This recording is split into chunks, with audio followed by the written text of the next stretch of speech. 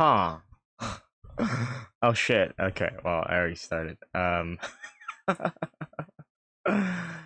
me. There you go. Um,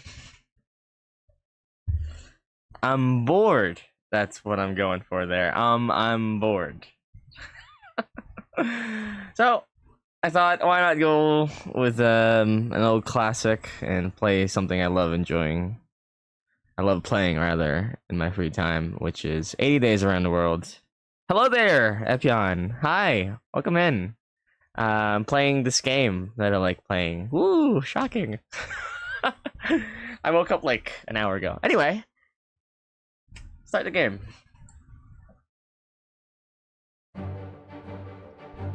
Okay, everything's being captured. Ooh, you remember from last time. I see. It would seem he is a gambling man. So, we have another round with everybody's favorite gentleman. At least he's my favorite gentleman. Phileas Fogg.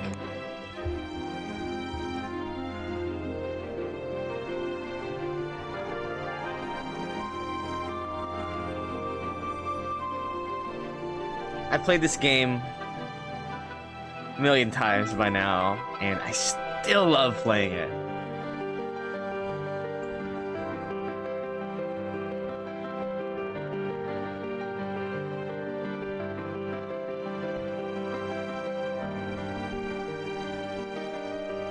A spot of trouble on a steamer involving a katana. You remember correctly. That is right. That was the last stream I did of 80 Days, wherein we had to solve a murder mystery on a steamer, but unfortunately we weren't able to solve it and whatnot.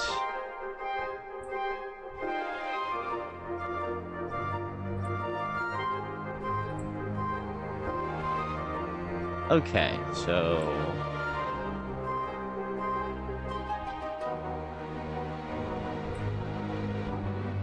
hold on, I'm just having some setting things here I have to set up. Alright.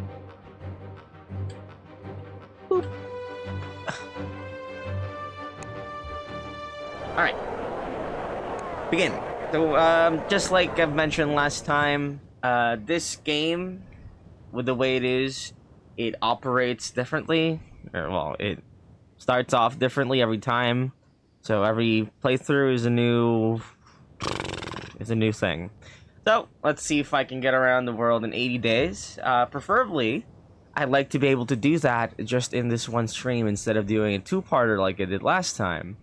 And in order to do that, what I think I'll be doing is reading a lot less and just playing at my own pace. And I'll just comment on things. You know, I'm not gonna read everything. I'll read the things I find interesting. And you know, zazaza. My master returned home from the Reform Club with a strange gleam in his eye. Passepartout, he said we're going around the world. Back my evening jacket, there's not a moment to waste. Ooh, okay. So, see this? We don't usually get the Cambridge start. We can go here, and I believe up into Northern Europe here, and potentially over there. But right now, I'm not really sure exactly what route to take yet, because, well, we don't know what's available. Let me check here if I do have anything. Russian timetables, yes, that's good. We can pack everything, so we'll take everything. Yeah, okay, so I think this time we'll be going through the Great Russian Expanse and, going about it that way. So we're gonna go Cambridge, which is how we'll start it off. And there we go.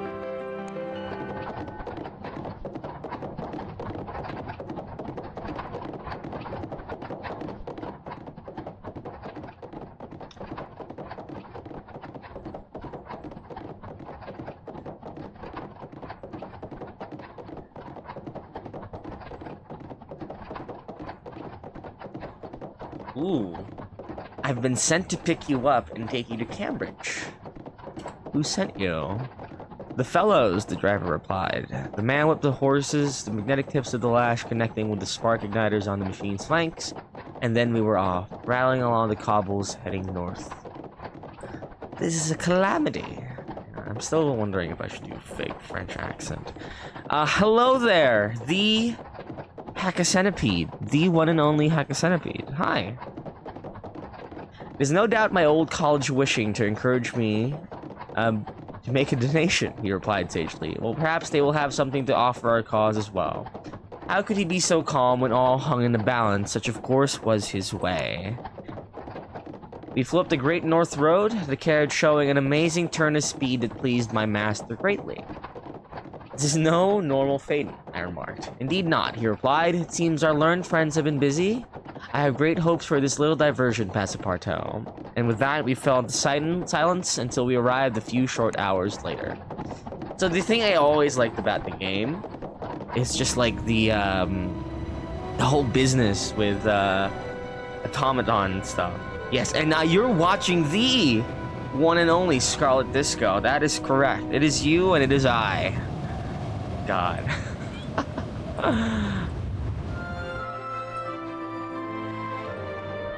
That sun.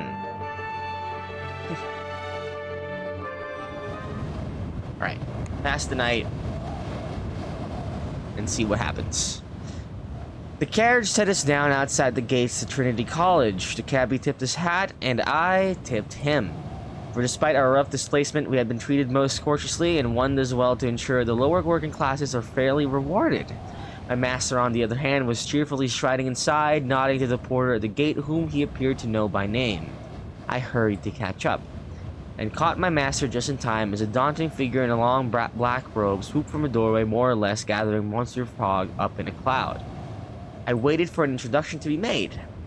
The figure stood back and declared itself to be Professor Infrey, head of the thaumatology. I have no idea what thaumatology is, I'll let you know now. At the college.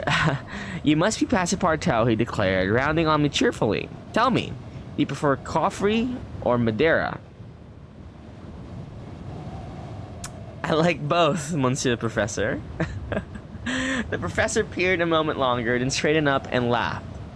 Well done, Phileas. You have chosen an excellent man here. I'm sure the two of you will go far. His eyes twinkled, very far indeed. Come with me. As we followed the strange, sloping academic, I hissed to my master for an explanation. I glanced this way and that. And the resounding stone corridors, blah blah blah blah. The place was quiet, except for the occasional hurrying youth, all of whom bowed their heads to the professor as we passed, clearly in awe of some feature of this curious bird. Which bird? I have no idea what this is talking about. We arrived eventually at his study, an island of a desk surrounded by a small library that had been carelessly tumbled out of its shelves. I hear you are going around the world, Phileas, the professor remarked, and we would like to offer you some assistance. That is most generous. Not really. You are a Trinity man, your expedition will be for the glory of Trinity College. We will put it in our periodical, you see. It will annoy Oxford terribly. Ah, there's always an angle. Still, the idea that this strange old gentleman could help our cause was intriguing. And I went in to hear what was on offer. But, declared the professor, enough business first. Enough business. First, you will dine with us in the hall. I have gowns ready for you, and young man, he turned to me, there will be plenty of coffee and Madeira to drink to your heart's content. And so for the first night of our great journey, we dined with silverware and candlelight, under the beady eyes of somber portraits and in conversation with a flock of erratically minded men and women, whose discussions turned on a sixpence from Irish passage tombs to aeronautical wingtip designs. I have no idea what sozzled means, but sozzled is such a funny word that I'll choose that anyway. Sozzled. I too wish to be sozzled sometimes. Much faster than I realized, and when we retired to bed, it was with a smile on my lips and a cry of, "What a marvelous adventure" on my tongue. We rose, breakfasted in the hall more soberly, and met the professor on the roof. "This is what we've been working on," he declared, waving to a folded contraption in front of us. It resembled a sleeping bird. "A gyrodyne," the professor continued, "powered by the rise of evaporating water through micropores. Most interesting. We were thinking of testing her across the North Sea. We thought you might pilot her." Across the North Sea? I mean, going north doesn't necessarily mean we won't be able to go east. But yes, gyrodyne. The man nodded. "Well, we could also hop you over to France, I suppose. It's less of a test, but it will do." The man beamed. "So we are agreed. You will take her."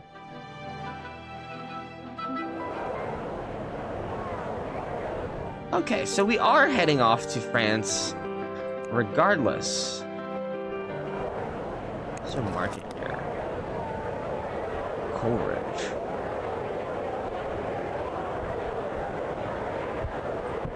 Let's have a look at this. It's always good to have. Just in case we go to Venice, we'd have something there.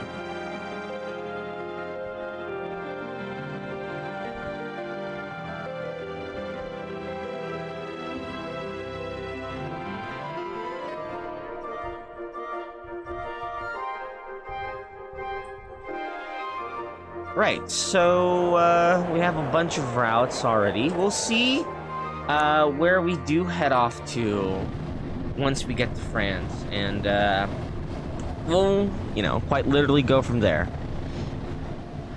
The pilot touched the control, and the gyrodyne began to smoke and hiss.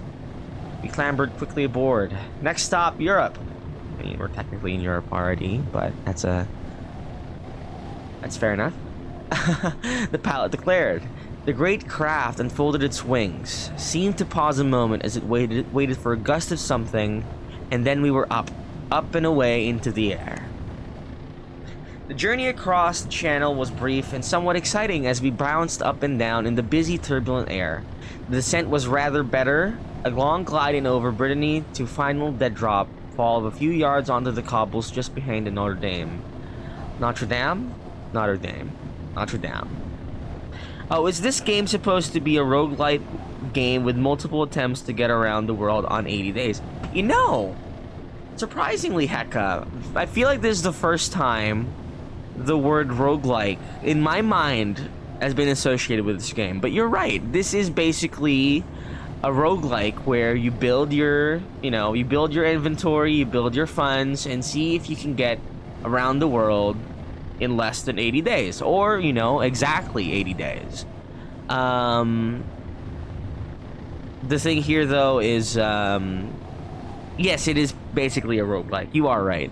Because you can die along the way. There are challenges, there are things that will get in your way. And, yeah. Honestly, wow, I never really thought about it that way. Or have I? Maybe I'm just remembering, incorrectly. But yeah, this is a roguelike in getting around the world in 80 days. This is based off the novel by Jules Verne called Around the World in 80 Days.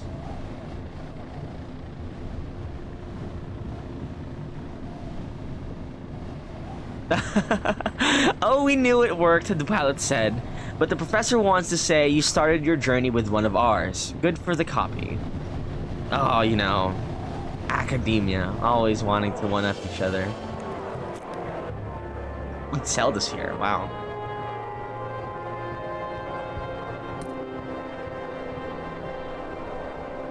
Okay, let's see. Alright, there we go. So we can head to Venice. So I think I might just actually take the Indian route again. Not really sure. We could explore the part right here off to Amsterdam before 5 p.m. Exploring would hinder our time, but we could always check it out. But I think we'll head off. Oh shit, okay.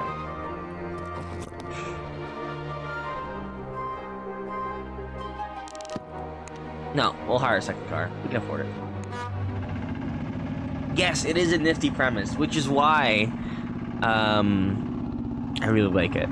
I remember first seeing this game on the App Store all those years ago, because this was originally a phone game, and I believe it was only like a year after it came out on the phone on iOS, Android, that it like was ported over to PC. And I didn't know this.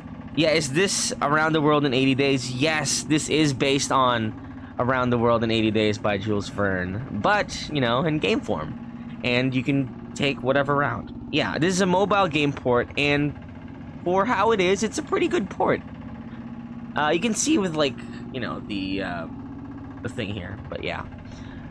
We found a member of the Coachmakers Guild to carry us to Amsterdam. She loaded the cases onto the back, stoked the boiler, and took off at high speed along the coastal road, swerving around each corner with considerable skill, and I think a touch of showmanship. I clung on tight. This would be a terrific ride. And hello there, Regenerative. Welcome in.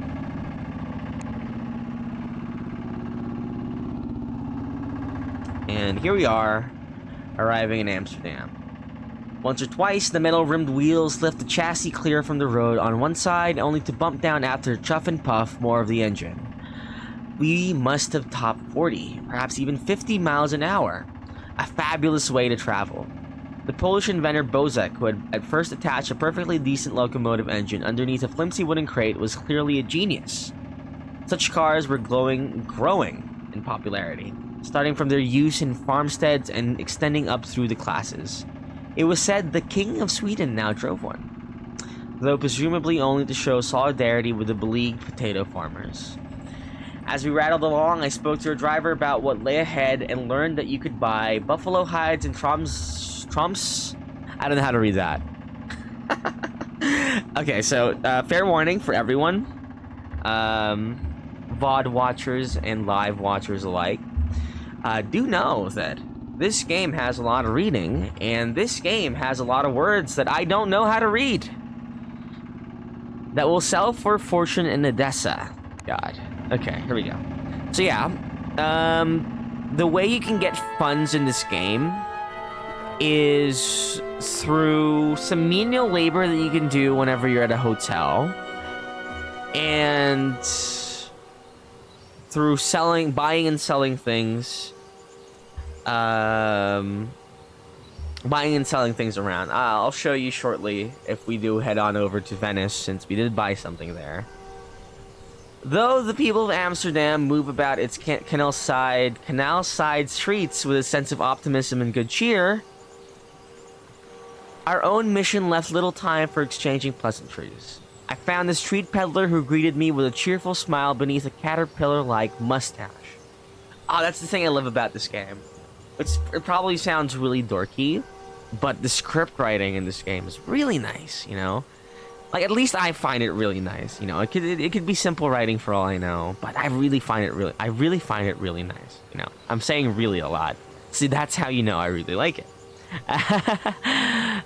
You know, just like, you can clearly see the thing, you know? I like to close my eyes while playing this game and imagining it. That's just what I do, in general, with reading.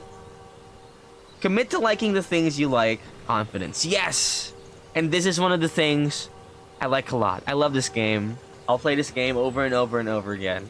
Probably not on stream, though, but I'll play this game over and over again, because that's how much I love it. I used to play it every day back then.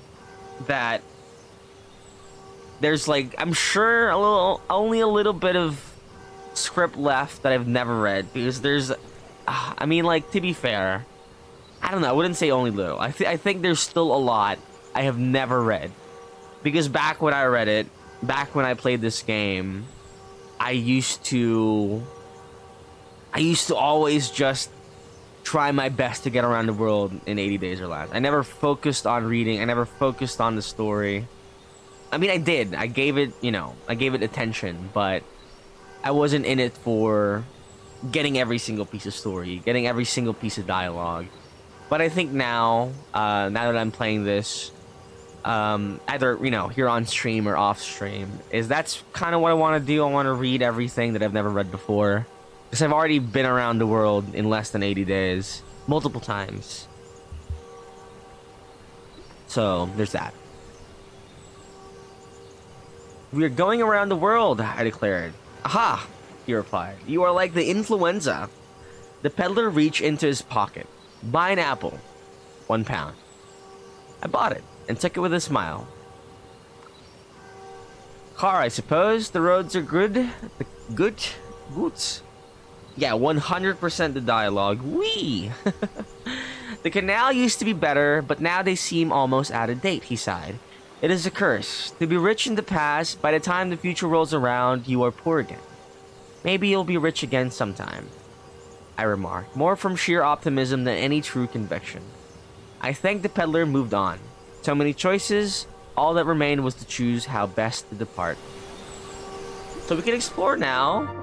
We can go to Copenhagen, or we can explore. So I think what I'll be doing is heading on over to Berlin, Munich, and down into Venice. I like how there's 2 routes. That's good. Okay, so we'll explore a little bit more in Amsterdam. Oh, there's a direct route into Munich. Okay.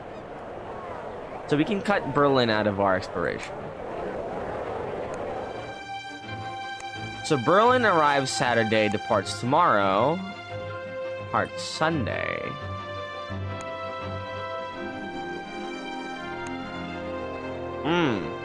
Choices. £45 and 88. I think we can afford the day, so we'll stay at a hotel. Man, with 80 days, the pressure isn't there at first when you're at like day 4, day 3. But then like once you're like around day 50, day 60, you start sweating. And oh boy. But here we go. So we can either go up. If we go down, I will just have to resort to selling my my Russian timetable. Here we go. We boarded a small barge docked by the canal side. Monsieur Fogg appeared skeptical. Our goal, he reminded me, is to circumnavigate the globe in less than 3 months. The boat, to me, looks capable of less than walking speed. I assured him we would make swift progress, though I was not sure how I would arrange it. Very good, he replied, accepting my word on the matter. The rope was released and we took off from the bank, and began very slowly to pace our way down the river.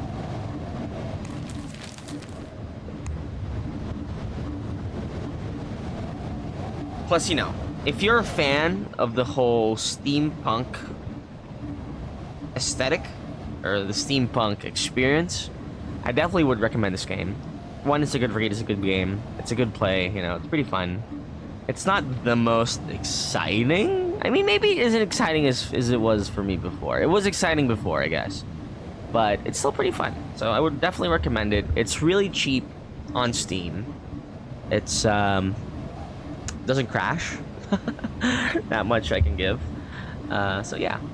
There must, my master reflected thoughtfully, be some way to make this barge move a little faster. It is powered after all. Indeed, there is a boiler and a paddle. He nodded. See to it.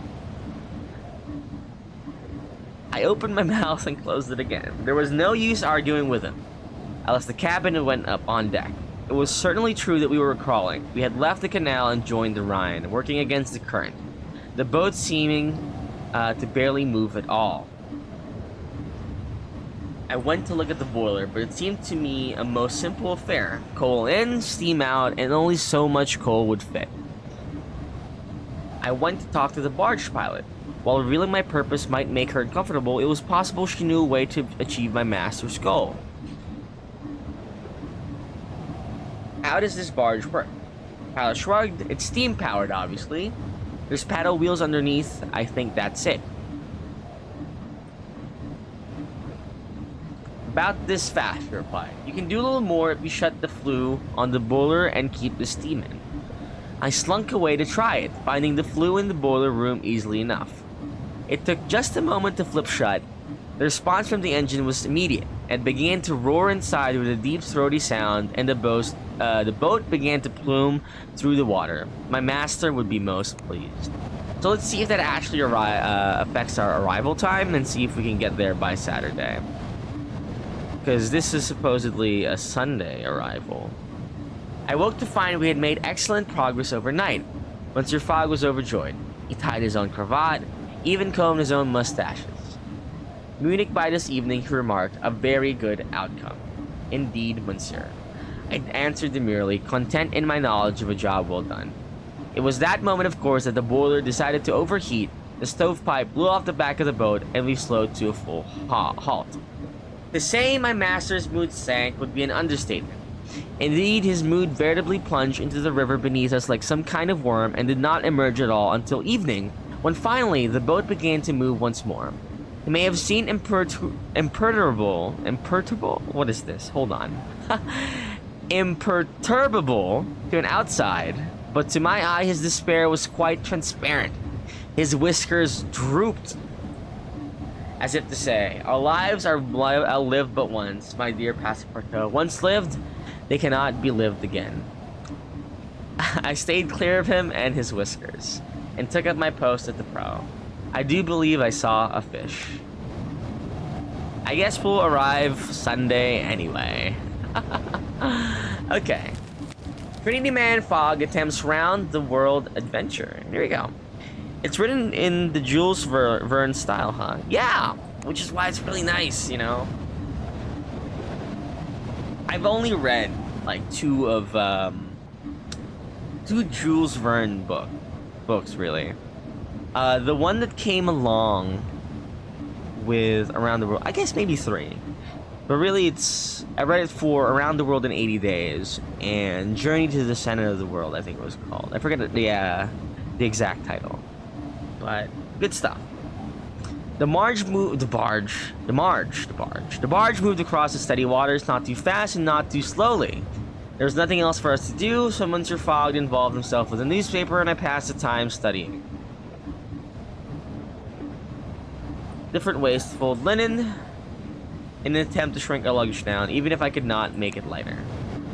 And we are here Monday.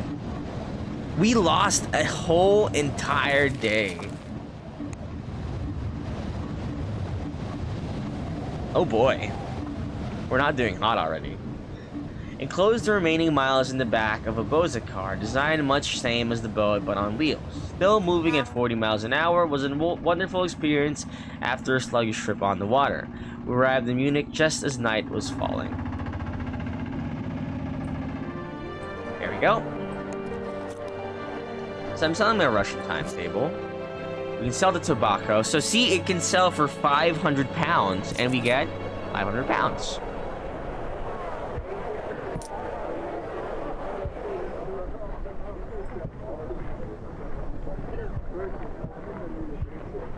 There you go. Oops. There we go. You read a bunch as a kid. Ooh, yeah. What did you read?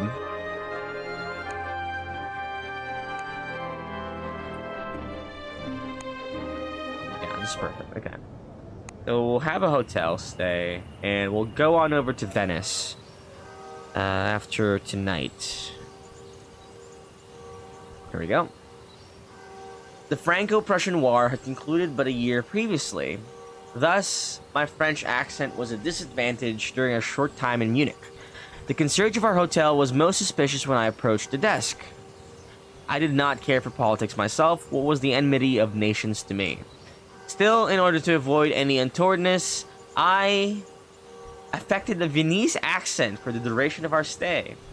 Monsieur Fogg inquired if I had developed the head cold, but otherwise refrained from comment as I rolled several consonants in the back of my throat as practice. Lots and lots about dragons, mostly fantasy books. I'm not familiar with those books much. I reckon I could check them out. What other Jules Verne books are there? Jules Verne books. Oh, okay. Of course, Around the World in 80 Days is the... yeah, okay, here we go. From the Earth to the Moon is the other one that I read. Along with Around the World in 80 Days and Journey to the Center of the Earth. I feel like I might have also read 20,000 Leagues Under the Sea, but I'm not sure. Guardians of Ga'Hoole, Alice, and Garth Nix's Keys to the Kingdom were some of particular favorites. Oh, I see. I'd have thought Anne McCaffrey, since you said lots and lots about dragons. Absolutely. Oh, lots of book readers. Lots of book nerds. I'm not all that familiar with books. Book authors, rather. McCaffrey was on the list. Didn't read all the Pern books, though. Look at you nerds. Guardians of Ga'Hoole.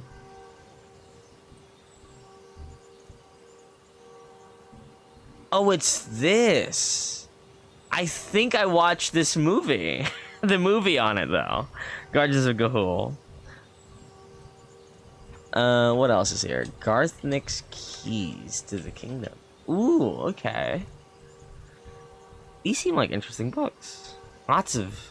This is a whole ass series. Holy shit. Okay. I think I have all her books and passed about half of one of her son... And about half of the ones her son wrote after she passed. Oh, you guys are definitely book nerds. I don't read that much. Like, most of my reading consumption is, terrible, terrible fan fiction. Nah, it's not that terrible. They were actually really good, so I'm pretty content with them. Oh shit, we've just been... Okay, we have to go. Before this car leaves us. The movie was pretty, but the story makes me big mad. Like the movie story and how it adapted the book, or the story in general from the book and the movie.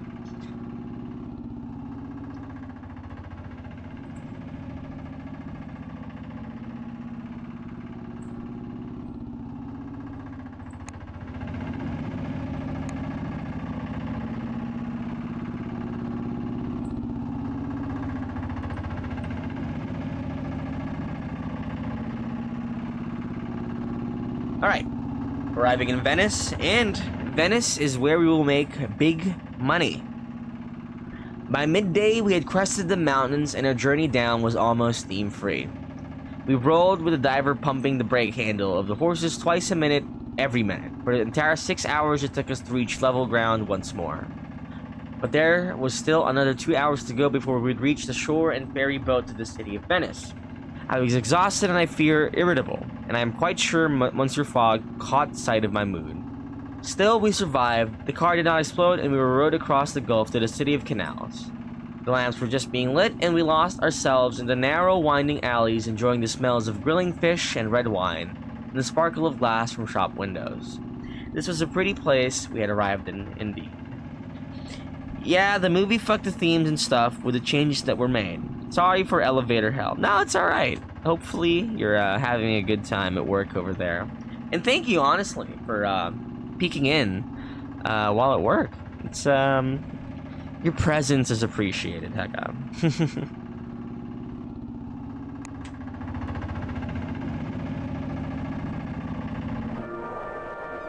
Alright, here we go. So we can sell this thing right here for 4,000 pounds. And boom, there you go. We now have 8,000 pounds as a budget. Bucharest. I'm tempted. Bucharest. We can head on over to Budapest here. We can go now. Yeah. Okay, let's just go now.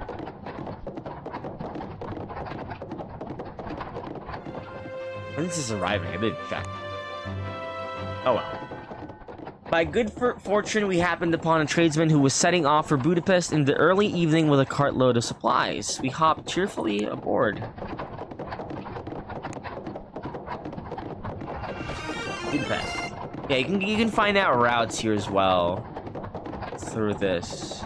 Ooh, okay. So we can get to Bucharest pretty closely. Hello there, Noodles. Hi, welcome. Thank you for following. Welcome into the stream. I know, my presence is a presence, but is awful.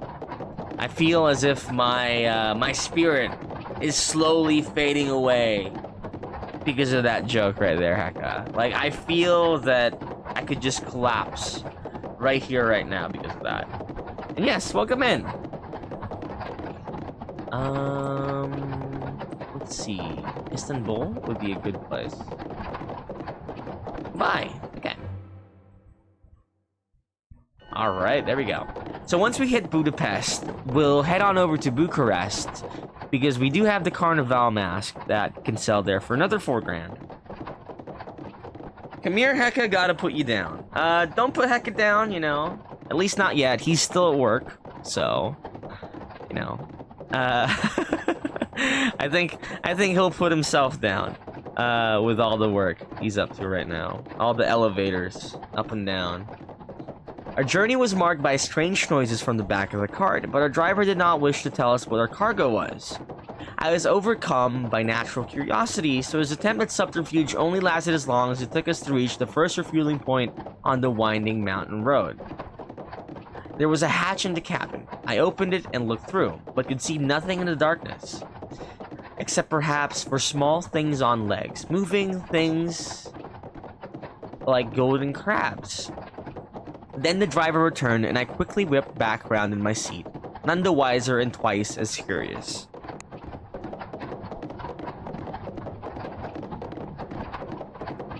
Here we are, Budapest.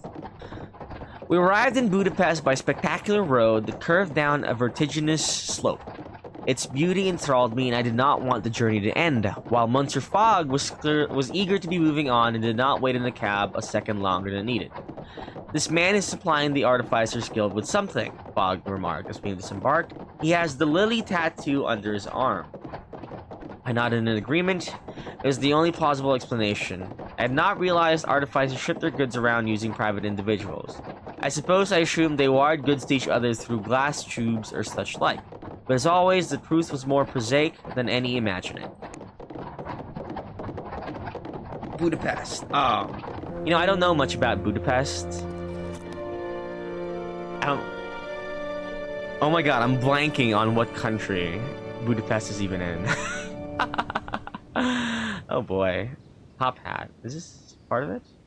Oh, Englishman set. The steep road. I guess I can buy this. I can buy absinthe. But as I've promised, I will not buy any alcohol. Wink, wink. Okay, so we can explore. Or we can depart, actually. We can head on over to Bucharest. We'll arrive tomorrow, 7 a.m. 7 p.m. Okay, yeah, we'll go now.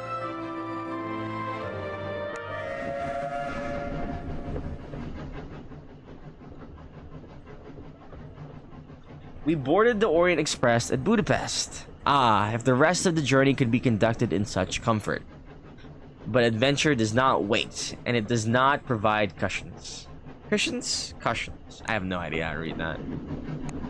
So you might not be able to see. Actually, I just realized what I could do here is whoop, move on over.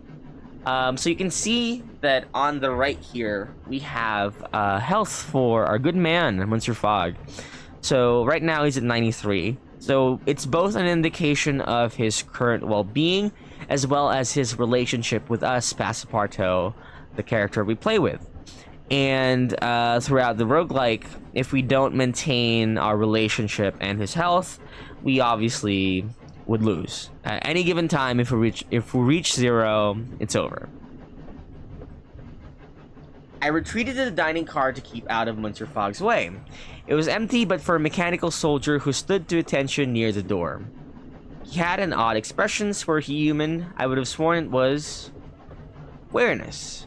The sort of wariness I had seen in the eyes of soldiers returning from the Franco-Prussian War. I leaned closer and said, "Bonjour," in a bright tone. The automaton said nothing in response. They are most curious devices. I like the robot things here. Robots. Steampunk robots. The next day was short, and we arrived at Bucharest before noon and without incident. But as we disembarked from the train, there was a loud commotion on the platform. A man staggered across the concourse towards us, clutching something to his chest. I reached out to catch him, and as his arms opened, he revealed a bloodied shirt and hands covered in yet more blood. I caught him regardless, and he slithered down against me, spearing his blood irrevocably onto my shirt. He looked up at me with wild eyes. "Please," he murmured, "tell her they found me." I had to get my co-worker honey bun and nearly forgot. Oh man, you reminded me, Heka. I want a honey bun so much. God. Oh my god. I want like another cinnamon bun. Like a Cinnabon. Oh my god. I'm getting hungry. Ah. Yes, exactly. That's exactly why I'm like craving honey buns. They look so good. Like I could have like a million of them right now, honestly.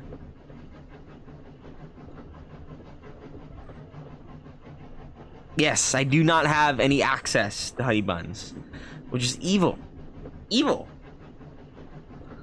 And with that strange message, he pressed something in my hand and fell to the ground. A swarm of trained guards massed over him, and he was lost from view.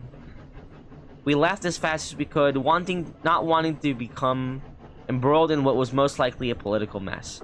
Only once I was outside the station did I open my palm to see what the man had given me.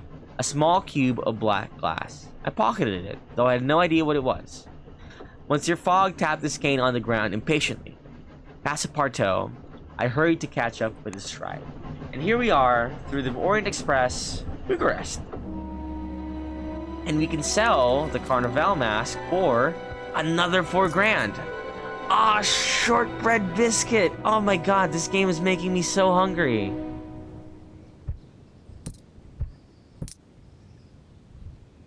Oh god, I love shortbread biscuit. I have some of them every now and then because I buy them. Luckily we have them here at the grocery store, but nothing beats authentic Scottish shortbread. That is the shit right there.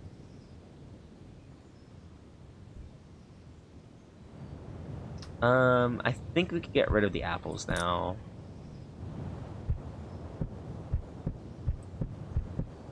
We'll have to get another suitcase. That's fine. Alright, here we go. They are so sweet. So, I don't think there's really anything in my inventory that we need to sell. Did you eat breakfast, buddy? No, I have not. No, I have not, which is why I'm so hungry. I'm trying to come up with a fancy word for hungry, but I'm blanking right now. Monsieur Fogg informed me that Bucharest was rather known widely as Little Paris. He was most certainly trying to make me feel at home, though my Frenchman's pride bristled at a little at the comparison. Voracious, yes, I'm feeling voracious right now. I could eat anything. No, I'm so hungry. You know, that horse is looking at me right now, asking me how hungry. I took a tram to the city center, which is modern in every sense of the word. Electric lights illuminated all but a handful of shop fronts and boyars' residences. Bozek cars sputtered oil fumes into the air, and vendors hawked all manner of little automata on street corners. A cunningly fashioned lamp in the shape of a lily proclaimed the local artificer's outpost. I pushed open the door and immediately began to cough from the dust. In the air, I looked at the dark-haired woman behind the far counter. She seemed startled at my appearance and narrowed her eyes in suspicion. Suscette va ajoute. Ne pas de romaniste. I apologized haltingly. Francois, English. Her shoulders relaxed fractionally. Your Romanian is awful, she proclaimed in flawless French. My hungry ass could never work in a morgue. My hungry ass could never be a surgeon. Don't you handle organs, Heka? I mean, your hungry ass should not be working that, if you're saying that. And Noodles, I trust that you would you like give a little nibble if you're like doing like open heart surgery. Just a little nibble. You kill, he grills him? Oh god. What a duo. I know someone here who has impeccable Romanian singing, at the very least. That would be the one and only Heka Centipede.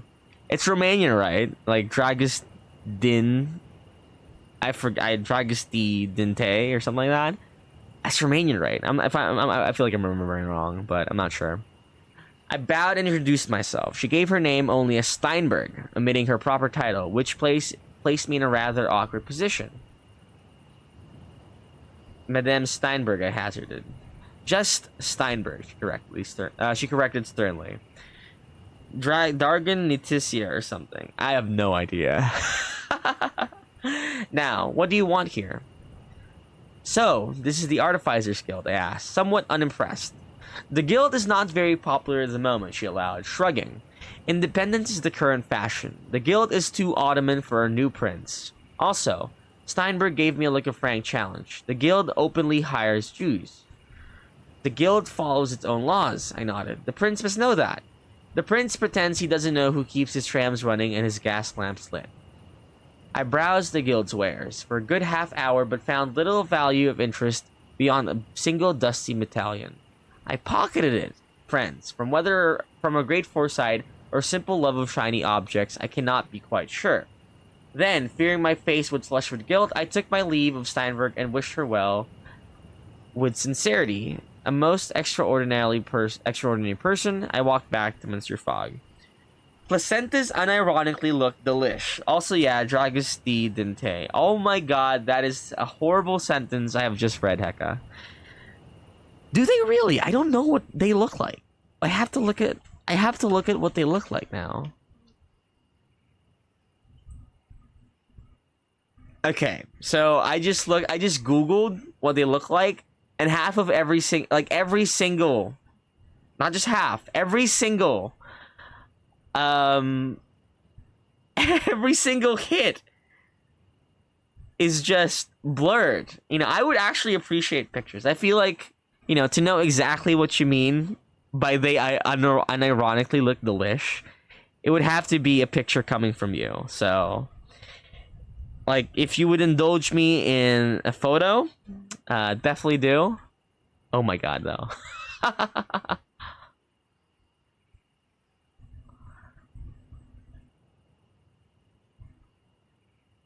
Ooh, oh my god, okay. Let me tell you this, the pictures I'm seeing do not look that good. Do not look that good. Why did I Google that? Why did I look that up? Pre-cooked beef. I mean, pre-cooked beef does look delicious. That is true.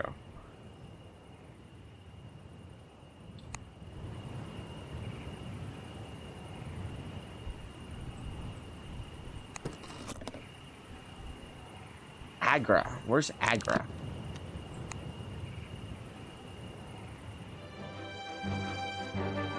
Okay, so this is how I check. Agra, where is Agra?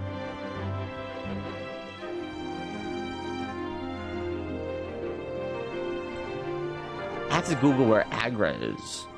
Agra, pre-cooked beef. Let me know once you've sent it, so I can oh, it's in India. Is it? Ah, it's way too far. Agra, there's Agra, okay. I took an evening stroll from the hotel through the main boulevard of Bucharest. Pudu Mogosowaye. Oh my god, dude, I'm gonna butcher so many names.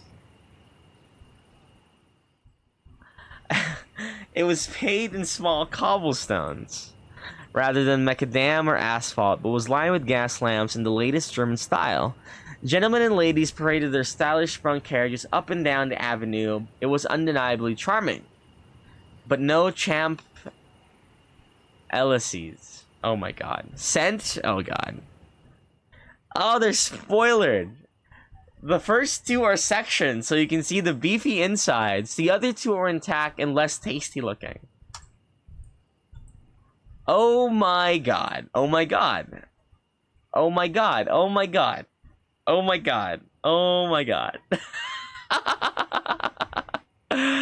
Those are pictures of all times. Okay, I understand now. I can kind of see where you're coming from. Like the red and white. The red and white, I can see.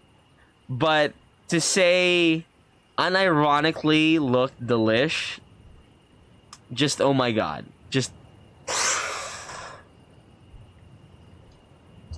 I don't know why. I feel like it's a bad look now, but you know, just because of that, not just because of that. What am I saying? Because of that, and because of things earlier, because of me thinking of honey buns, I will be back shortly. I'm just gonna get like biscuits, not anything beef adjacent.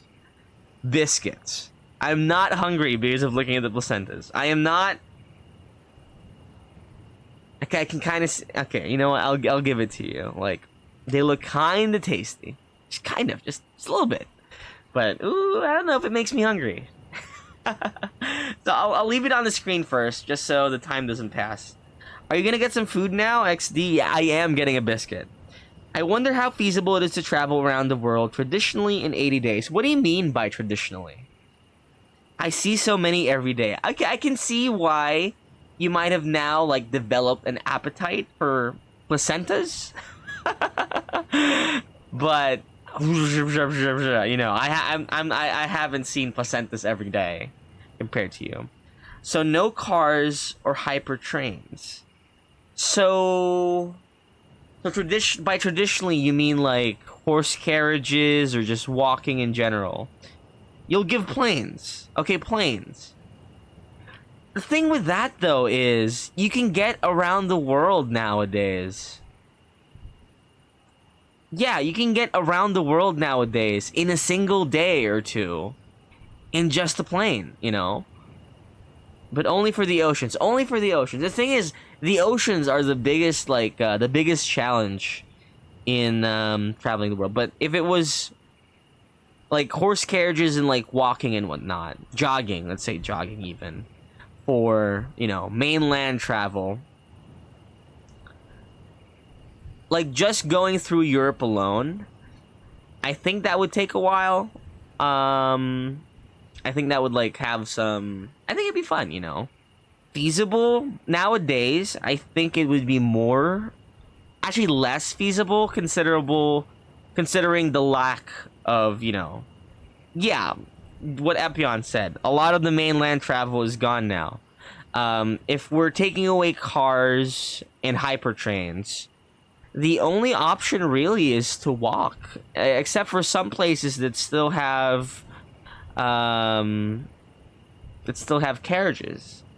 Plus, nowadays, it isn't as feasible considering the amount of, you know, red tape you have to go through, you know, getting a visa to get through a country, getting a passport to get through a country. In this day, at least, that whole concept is removed, you know, no visas, no passports, you just travel, you know. So nowadays, I think it'd be less feasible. Yeah, redirected waterways, no more, you know, no more river boats you can go through, no more So yeah, I think the answer to the question really is it's no longer feasible. Like mainland travel around traditionally in 80 days. Depending on where you start, I guess it might be feasible. Like, say if you started, like, in mainland China, you know, you would be taking a plane directly over to, you know, say continental America. Then you know, cross America in, like, I don't know.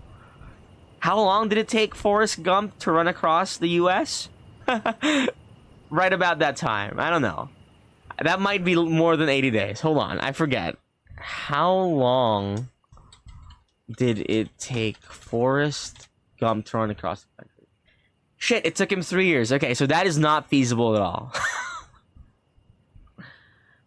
you might be able to plot a route. It'd just be harder than the game. Either that, or you'd need to charter private transit.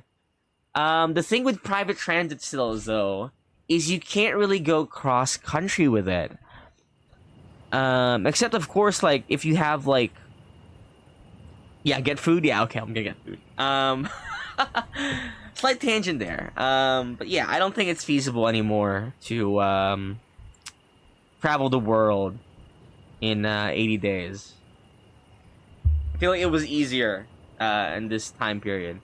I will be back shortly. I will just grab a cracker or two. Biscuits.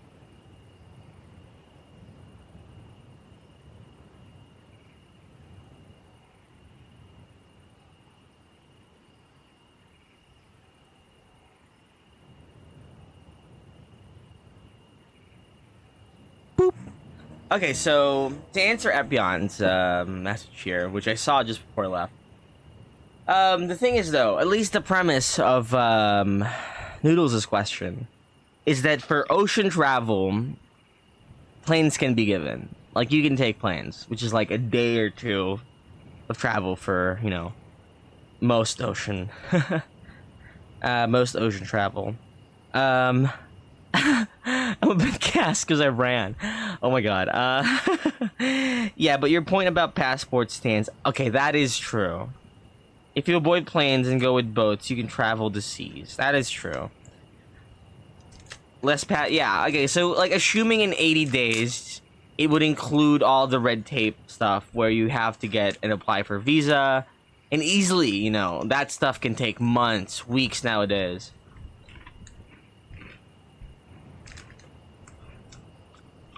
So if you're like a gillionaire, as you say, it would be definitely a little easier.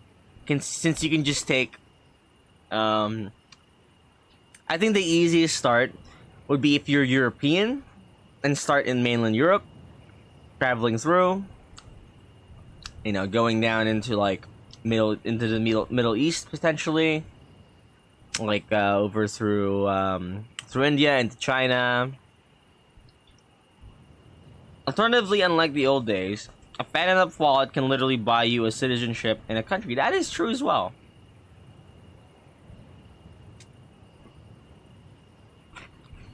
I like how it's unlike the old days.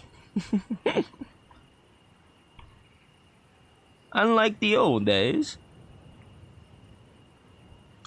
So you buy a citizenship in like Malta or one of the other golden passport countries and you get the EU. Yeah, that's what I mean, right? Like the EU would be a great start. Since you have like the whole the whole treaty thing they have there. Where you can pass through the country as long as you're an EU citizen.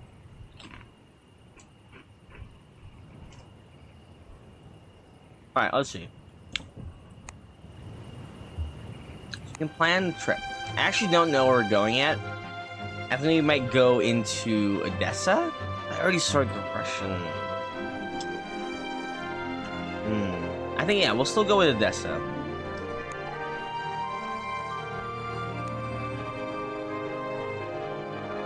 it's too expensive. We'll just stay a day. Yeah, so feasible for the normal person, definitely not. To be fair, in fairness as well, Monsieur Fogg in this scenario is a rich as fuck guy. Like 4,000 pounds back in like 18 whenever. It's a lot of money. You can definitely use that to travel across the world.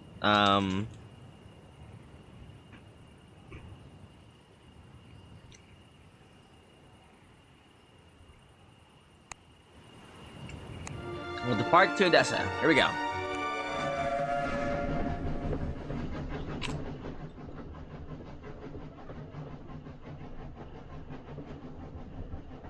So for the average guy, it's not as feasible. Also, sorry, I'm talking with food in my mouth.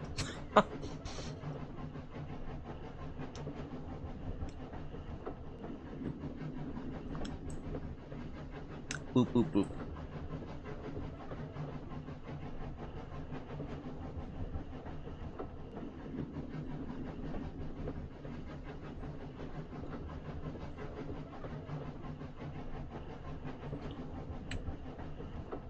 Yeah, 50 pounds. 50 pounds isn't too much considering the amount of money we have so far. 11,000 pounds. It's insane.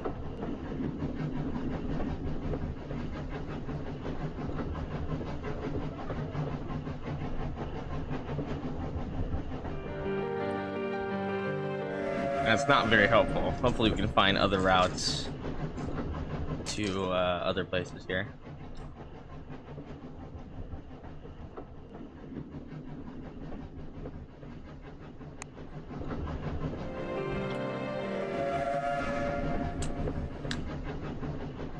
Here we are, Odessa.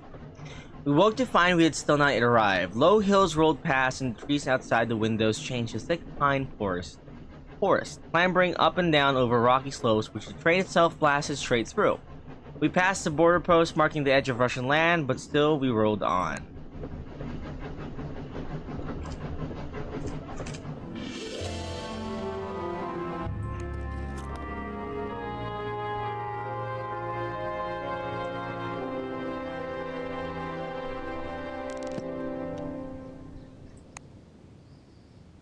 Oh, whoa, who this? Hello there, Mura-sensei. Welcome in. It's me, the one and only, Scarlet Disco. Yeah, why are you in Odessa? Okay, so, premise of the game, right? This game is about traveling the world in 80 days. We started out in London, and now we're slowly heading over east. And, well, we happen to be in Odessa. Afterwards, we're heading into Moscow, which I think is the natural route to take to head further east. We arrived in Odessa in the company of a cold spell, and shivered our way through the streets. The city could almost be Mediterranean, if it were not for the wind. That blows off the Black Sea and seems to fill your bones with ice water. I hope you don't hit my town, sheesh. I mean, you know. Who knows? Who knows? We explored a little, climbing to the top of an enormous staircase on which we found several locals sitting and talking and sipping from shared I don't know how to say that. A clear liquid that I do not believe was water. The mood was pensive. We approached a group of drinkers. We are visitors, I said, by way of greeting. Monsieur Fogg hung back, taking in the surroundings rather than looking at the people themselves. What would you recommend we see? The best site is the one you're standing on. What can't you say? What do you mean, what can I say? This right here. Carafes? I have no idea, dude. Oh boy. I feel like maybe you would know it. I don't know. I offered to buy a bottle for the sum of £3, and they obliged, me without pleasure. It seemed that these particular Odessans always carried a spare. And I will tell you where you should go. Noviris, I don't know how to say this. I have no idea. I have no idea how to say this. Novorossiysk. Butchering. Carafe, like cut without the T and rap from giraffe. Okay, thank you, Heka. I did give a warning. I would butcher a lot of reading in this game. A lot of foreign words that I am not familiar with. As I feared he might, he indicated his brother, another in the Salzo group. I thanked him and said we would consider it. He nodded and banged his stiff with a feet. Blah blah blah. You know where to find this friend. So we can either go to Novorossiysk. Novorossiysk. Okay. Novorossiysk or to Moscow.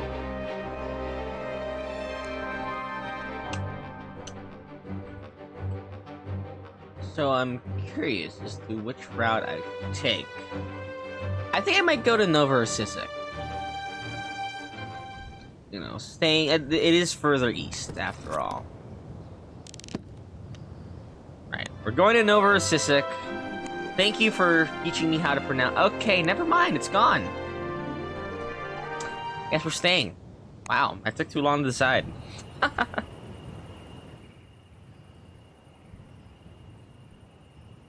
So yeah, basically this is like a roguelike game where you have to travel across the world in 80 days. In less than 80 days. Why is it time? Because the time is ticking.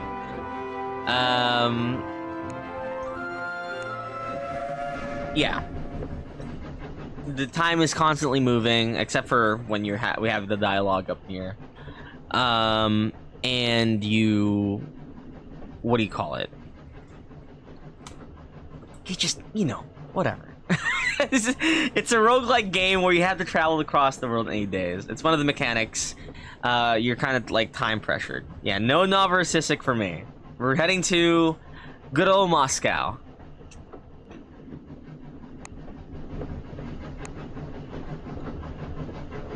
Mademoiselle Brezov. Moscow. Okay. Let's go to Tsaris. Okay. Perhaps. Okay, wow, it's very helpful.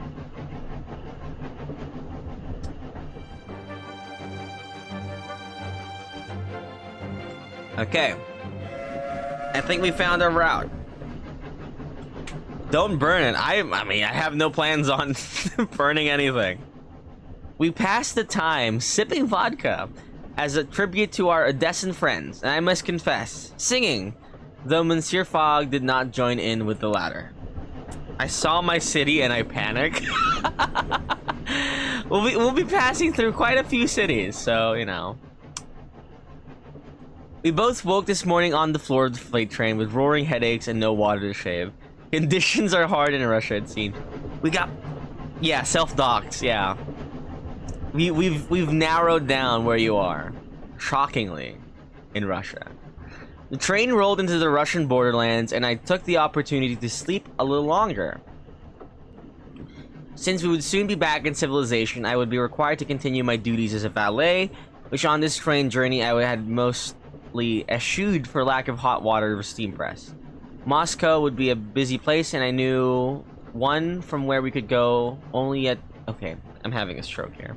One from where we could only go yet further into Russia. It was not the capital of the Tsar's empire, true, but it was one of its central hubs and most prized jewels.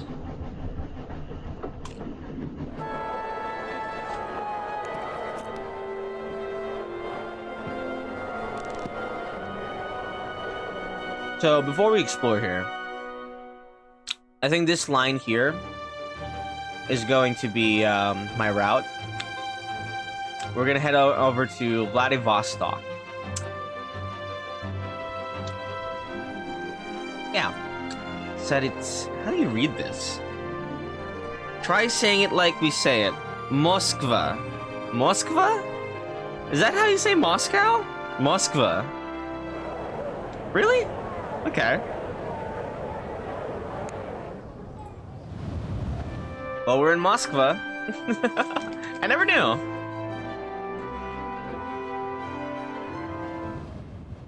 Oh, my friend named himself after Vladivostok. Really? Like, are they Vlad now?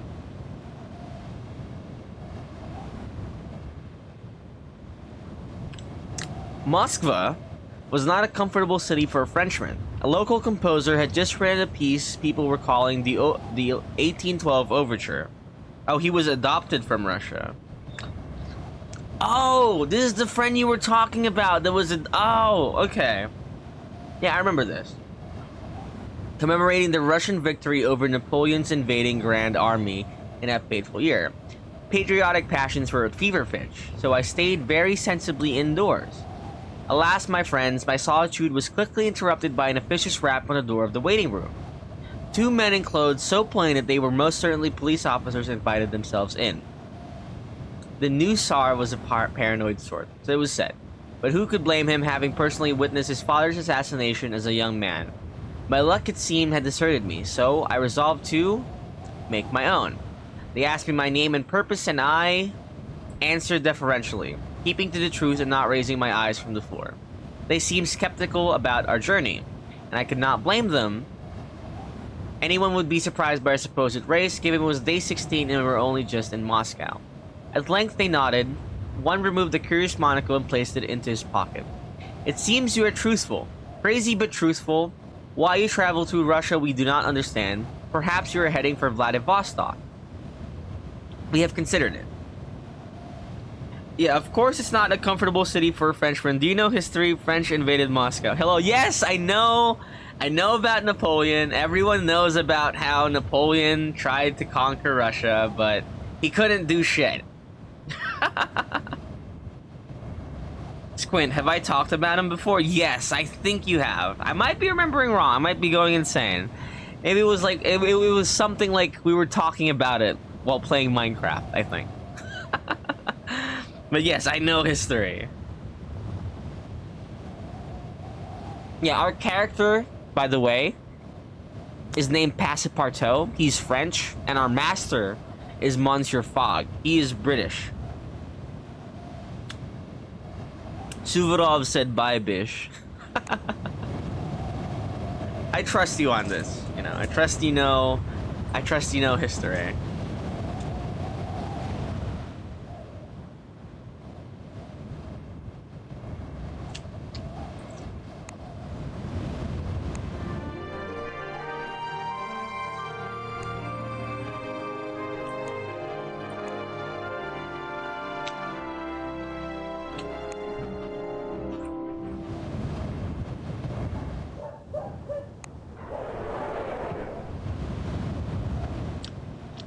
Maybe. So, we're leaving Moskva, or however you say it, in tomorrow. Alright, here we go. We can leave now. So we are going to Vladivostok. Here we go. Oh boy. That's $3,000. Jesus. The bell in the stuccoed and whitewashed Moscow station gave its third and final clang, and the platform erupted into frenzy. We boarded calmly and found ourselves in a small cabin with heated water and even a shaving mirror. The Trans-Siberian Express actually exists. Does it really?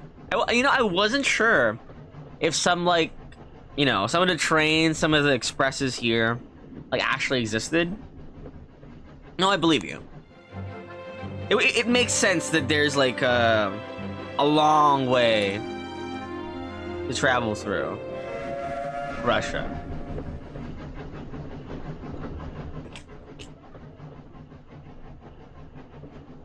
We were away.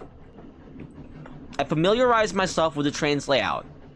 The last two carriages were heavily guarded prison cars, then fourth class, and third, and so on, with amenities scattered between passenger cars. The candlelit chapel was presided over by long-bearded Orthodox priests and full of the pious, and was positioned near the crew's quarters. I spent an hour listening to their murmured chanting and felt quite reassured. My bed that night swayed along. With the motion of the train from Moscow to Karimskaya was a journey of over 5,000 miles, and we had only just begun.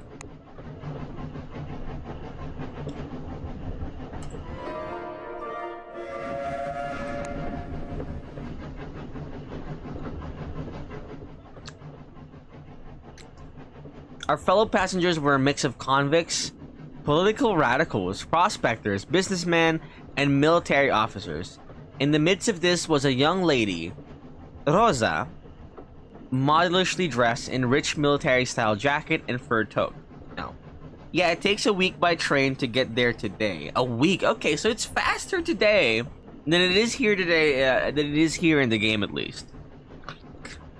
And this is an old train. Damn. It looks old, yeah. I made her acquaintance. Only too easily. She was desperate for a sympathetic ear and told me her great secret. She had fallen in love with a peasant boy in 4th class named Jack, by which I understood that they had shared a glance of extreme passion in the baggage car. Oh my.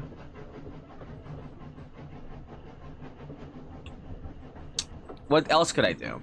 Surely would provide some entertainment on a long voyage.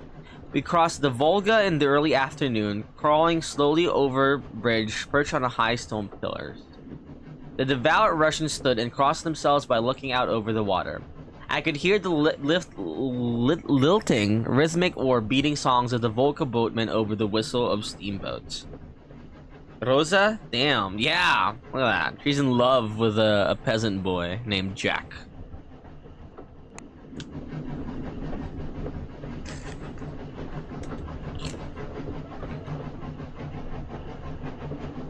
We're now in Ekaterinburg. Oh my god, I'm gonna struggle with these names so bad. When game says familiar name, I'm like, huh? Yeah, you came in at the perfect time. Okay, here we go. We crossed the Urals today. At the risk of sounding like a jaded traveler, I must admit that they are hardly magnificent. A heaving of earth up of her earth and forest for 100 miles. We stopped for an hour in oh my god. Okay, thank you, Mora. Yekaterinburg. Okay. Yekaterinburg. Okay, Yekaterinburg. Okay. I spotted the young lady slipping off to the 4th class. Her worried mama followed soon after, demanding whether anyone had seen her daughter Rosa. I made an excuse for Rosa, gesturing discreetly in the direction of the lavatories. They were mixed-sex conveniences, and a cause of much inconvenience, truth be told. Her mama was convinced, and settled down to her luncheon with gusto. Rosa returned a half-hour hence, cheeks flushed, but otherwise unharmed. She cast me a grateful glance. I could only hope her little amour would not blossom into outright scandal. Yeah, thank you. I'm glad I got it. Yekaterinburg. Time on board trains takes on meditative quality. It danced like a Kazakh in the dining car, having consumed an indiscreet quantity of vodka. Oh wait, yeah? What's up? Yes, it is based on a book. It is based on Around the World in 80 Days by Jules Verne.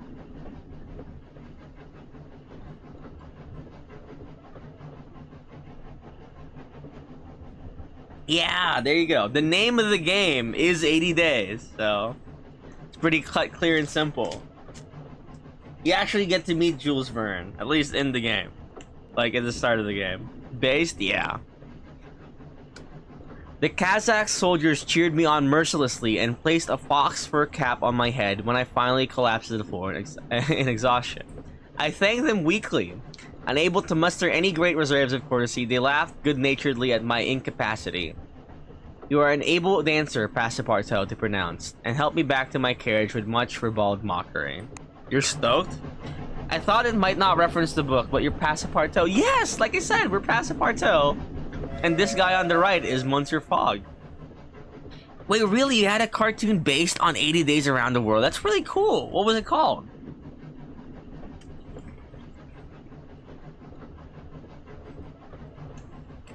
Like, there was a Jackie Chan movie based around a movie. I still haven't seen it. I want to watch it too. You won't believe it. Is it called 80 Days?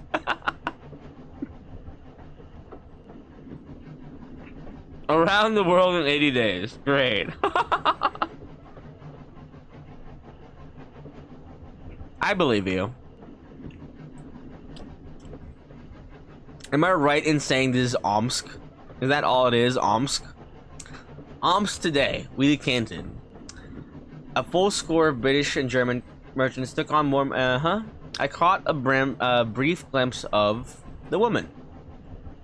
Bristled behind of bayonets. Omsk. Yeah. Okay.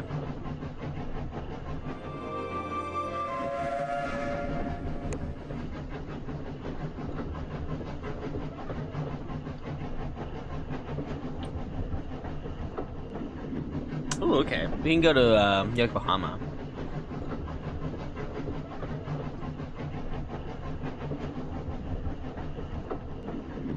We can give her vodka. There you go.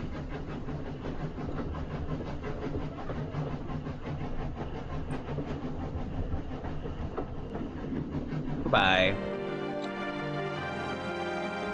There you go. So we have somewhere to go now once we reach Vladivostok. Rosa absconded once again, and her mother caused quite a ruckus in the breakfast car. Apparently the girl is a fiancé to a rich, rather stiff-looking German merchant who boarded at Omsk. I predicted this comedy of errors will come to no happy end. As the sun set over the taiga, Monsieur Fogg expressed a mild boredom with the monotonous view from the carriage windows. Fiancé. A fiancé. Okay. Thank you so much, because I'm like a fiancé. Okay, it makes sense. It makes sense that that's what that says. My own rather more dire feelings may be extrapolated from this foggish understatement. High five, Heck. Yes, thank you, Hecka. Thank you. Oh my god. Okay, so we're coming up to another place that I cannot pronounce the name of.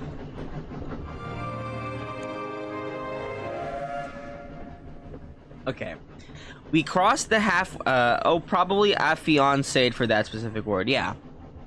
We've crossed the halfway mark of our journey today. In the morning, we wound up in Angara Valley towards the mining camp of Irkutsk. I'm guessing I got that right. The great city of Siberia, where some passengers were leaving to join route south into Mongolia. We waited while the luggage was unloaded by leisurely porters, blah blah blah, until it was blue and well, our journey continued. Yeah, thank you. We had reached the magnificent expanse of Lake Baikal, as clear as the finest crystals, bounded by flower bank cliffs on the western shore, containing a thriving raucous population of freshwater seals. The track ended at the lake's edge, but the grain train showed no signs of slowing or stopping. I began to feel, as my master would say, a little perturbed. Okay, here we go. You know Baikal? Baikal, like the lake, right? I googled it just now, and it looks pretty as hell. Is it that really deep lake? Holy shit, it's deep as fuck.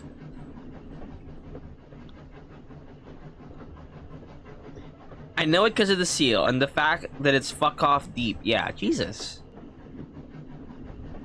Okay, I'm curious where we go here. It's the deepest and clearest lake in the world. Damn, so you can just like see straight to the bottom.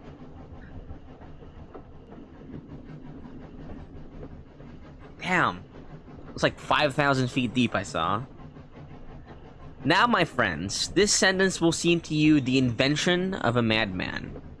But I assure you it is utter, unvarnished truth. We drove straight from the shore onto the clear water of the lake, causing barely a ripple. I looked out of the compartment, though, and saw the wheels pull up, and zut allures, the train was hovering in the air through some unseen mechanism. I looked for the tracks and could only see them against the gleam of the lake.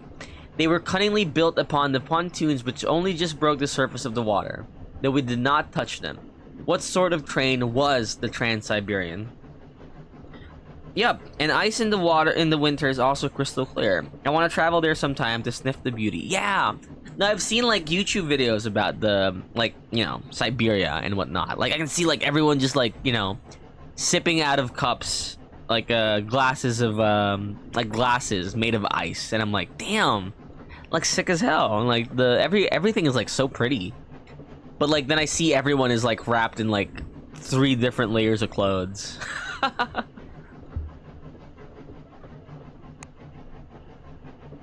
I contrived the meeting with the mysterious couple. Though, to be strictly accurate, I knocked over the red-haired woman entirely accidentally. She was very game about the whole unfortunate incident and introduced herself as... Only 3 more like 5, dude. Okay. Gamenasai in advance. Gamena fucking sorry. But she introduced herself as Madam Ksenia Petrovna Volkova. There you go. I offered to buy her tea as a recompense. She accepted but declared that I must use her personal stores of tea and invited me back to her heavily guarded carriage. Her companion turned out to be an engineer by the name of Sinan Yehudi, who seemed lonely and eager to converse in any language other than Russian. He had defected from the Ottoman Sultans to the Russian Tsar some years ago and was the genius behind the rapid construction of the Trans-Siberian Railway. He seemed reluctant to talk about it, so I changed the subject. Volkova. Okay, thank you. I listened eagerly. He rummaged in his bag and presented me with a chunk of glittering green malachite. This was mine in the Urals. I want you to have it passepartout. It has some value. I hope it will be of use to you. The hour grew late and I took my leave. Madame Volkova thanked me for entertaining her companion and warned me to say nothing of what Monsieur Yehudi had told me to anyone, with a smile that belied her light-hearted tone. A strange day. Natural. Thank you, thank you. Look at that. Malachite chunk. Oh. There's little to report of the outside world, so a word today on Russian eating habits, more specifically, the Russian distaste for regular meal times. I met a fellow Frenchman today who said to me, "The Russian meal is a guide to the Russian character." I begged him to explain further.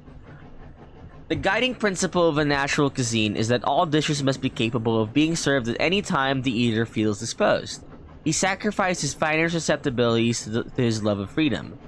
I resolved to keep this thought in mind of future approaches to the dining car. If our locomotive suppers are not triumphs of culinary art, they are at least signal examples of logistical achievements. I have no idea what that means, but I love food.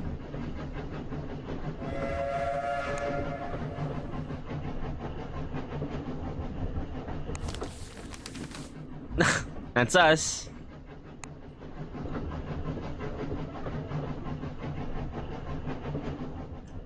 We pulled into Karimskaya. It means you can eat soup for breakfast. I would love soup for breakfast. At noon, from Karimskaya, it was possible to branch onto the Chinese Eastern Railway to Beijing. But we had further to go aboard the Trans-Siberian. Rosa's mama interrupted the piece of our luncheon with a loud and terrible wails. Apparently, Rosa had eloped with her present lover Jack at Karimskaya, leaving her mother to appease her irate German fiancé. I bought the fellow a drink as he seemed in dire need of it. "I do not understand," he raged. "I could have given her everything." "But the human heart, monsieur," I demurred. "It is a strange beast." "I could have given the world," he replied. "I am in ships, monsieur. Airships are popular, but freight ships will be the cornerstone of the new world." "Tell me of your ships," I suggested with kindness, and he obliged, informing me of his finest vessel, the Water Lily, a steamer that plied the sea from Yokohama to San Francisco, both over it and under it, for she doubled as a submersible. A most marvelous invention. He agreed dully and bought another round of brandies, which I was in... oh my god. Disinclined to refuse. I swayed my way back to the carriage, flushed in the knowledge that I had performed a great kindness. Oh yeah, look at that. So we can take 2 ships now from Yokohama to San Francisco. Okay. Odessa drinker supplied by Europeans. Report?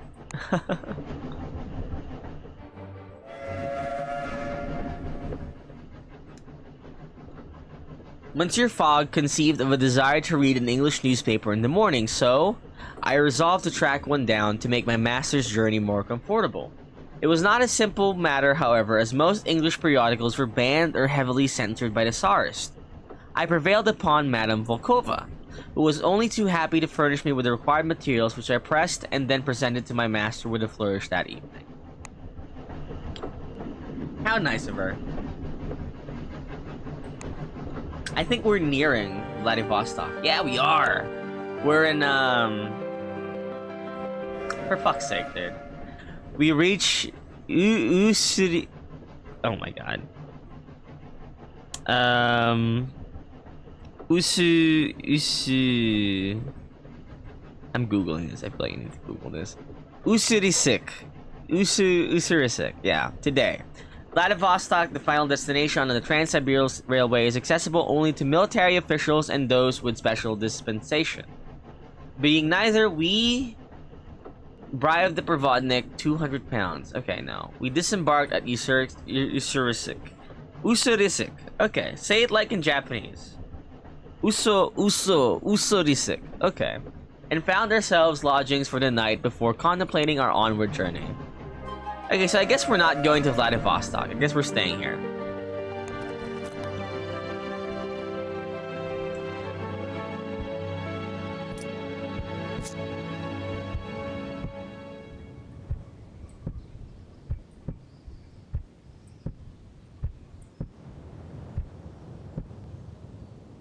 Okay, here we go. Usurisik. Thank you again, Mora.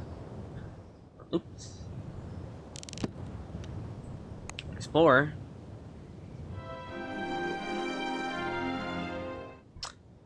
Nikolsk Usurisik had been a sleepy little trading village on the banks of Razdunalia River until the Trans-Siberian. The town now displayed all the signs of hasty expansion. Still, signs of the past remained. A 12th century stone tortoise from a Jin dynasty grave sat quiet peacefully in the patch of the dark, testament to the Usurisik Chinese and Mongolian heritage. I'm happy to fix your language. Yeah, thank you. There was little to do in Usurisik apart from bargain with fishermen for transport to Vladivostok, a task made significantly more difficult because we did not have official papers allowing us entry to the military port. Monsieur Fogg was convinced it was merely the matter of offering the right price, and I was of the similar mind we could ill afford any more delay. There we go. So we're still ending up going to Vladivostok. Okay. Fisherman's boat. Yuck. Nudeless bowl. Fisherman's boat? Yeah, we're gonna have to ride in with the fishes. It looks like. Yeah, so we're gonna have to stay a night in Usurisik.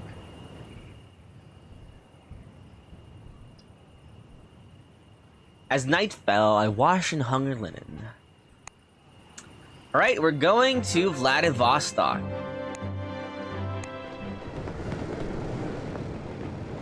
My name has been flagged for nude lesbo.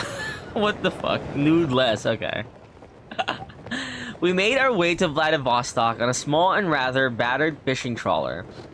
A quaint little craft that usually did not venture farther than a few meters down the Razdunalia River. The fishermen were friendly enough and tried to engage Monsieur Fogg in conversation. I redirected their attention toward myself, intuiting that my master had no desire to converse with locals of any persuasion. Greetings, Shabazz.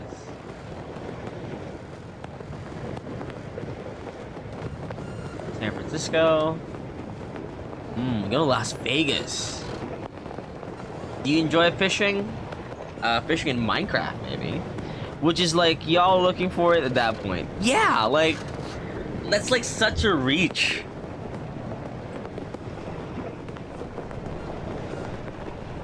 It is such a reach.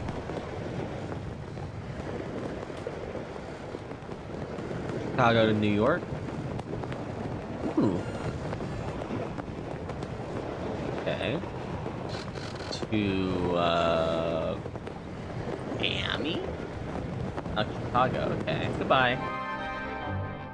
Okay, so now we've found a route through America. Oh, and for some reason Lima to Santiago. I don't know why I would need that, but why not? Okay, so Vladivostok, here we are.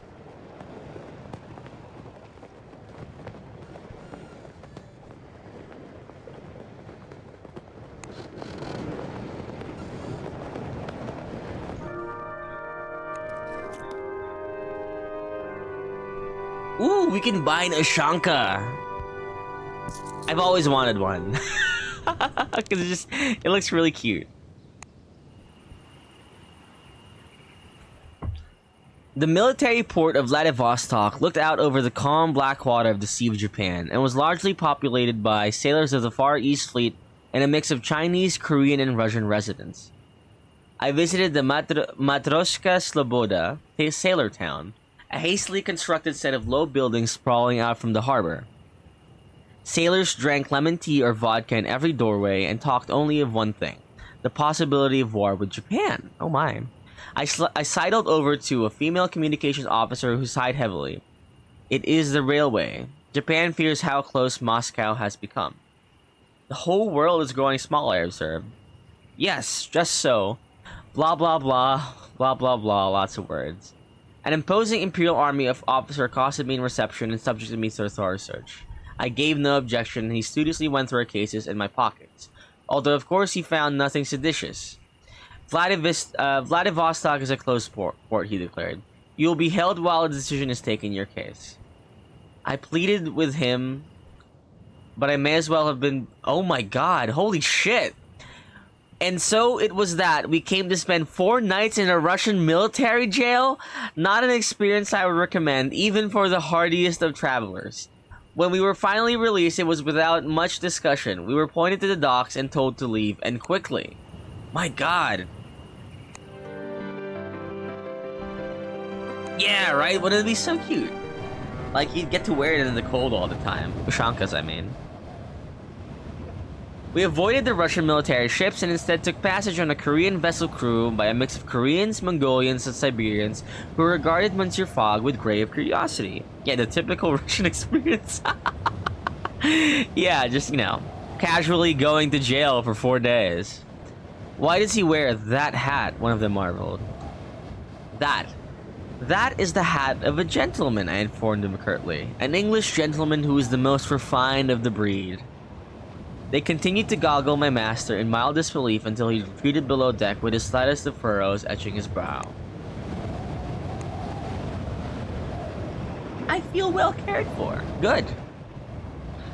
For the first day aboard, we kept ourselves mostly to ourselves. The crew seemed busy with their task, and I was happy to have fewer of those myself. Once your fog, blah blah blah. Okay, we're heading to Yokohama. Going to Japan, baby. Man can't brush his hair, SMH. Yeah, you know, he needs me to do it for him. One of the cabin girls, Elena, spoke good English and was attached to us as a translator, though she created as much conversation as she explicated. Do you know my parents? Are they famous? Elena nodded. My father was a Russian officer, maybe, I think, and Mama comes from a famous Cossack family. They're all soldiers. A Russian officer, maybe? I raised an eyebrow. Well, my mom met him when she was dressed as a man and joined the Cossack host. He was very surprised, I think. Mama says he died of shock, leaving me as a present, but I think he probably ran away because Mama is so fierce. She looked proud rather than distressed at this prospect. I blinked down at that nice little cabin girl, rather at loss as to how I should respond. That's nice, I hazarded, and she nodded enthusiastically. Mama runs the boiler room and all the sailors are frightened of her. She told me rather wistfully. One day I will be like her. Elena made a mock fierce face and I pretended to quake in terror until we both began laughing uproariously. More seriously, a friend in the boiler room was useful. Elena nodded vigorously. I will ask my mother. With that, she hurried away. The typical Russian experience. What do you mean? The whole dad leaving? Or just dying of shock? Jesus. So we're already at the halfway point. By the way, we're like day 40. My god. Elena knocked on my door unreasonably early in the morning, eyes bright. The price of arriving today, she informed, in clear tones that suggested she was reading a memorized script, is 800 pounds, and, she added, if you can't afford that, then you can boil your heads. We have a deal. I handed over the money. Elena ran off and returned out of breath a few minutes later. Mama said to tell you, pride evident in every word, we will be arriving today. Oh my god. Your maman is a marvel, I exclaimed. Mama dressing as a man to be able to enter the army, dad leaving, daughter being like a mama is the best. Really? That's the typical Russian experience, huh? Okay, okay. So comforting. Ah yes. To be depicted in a game very clearly.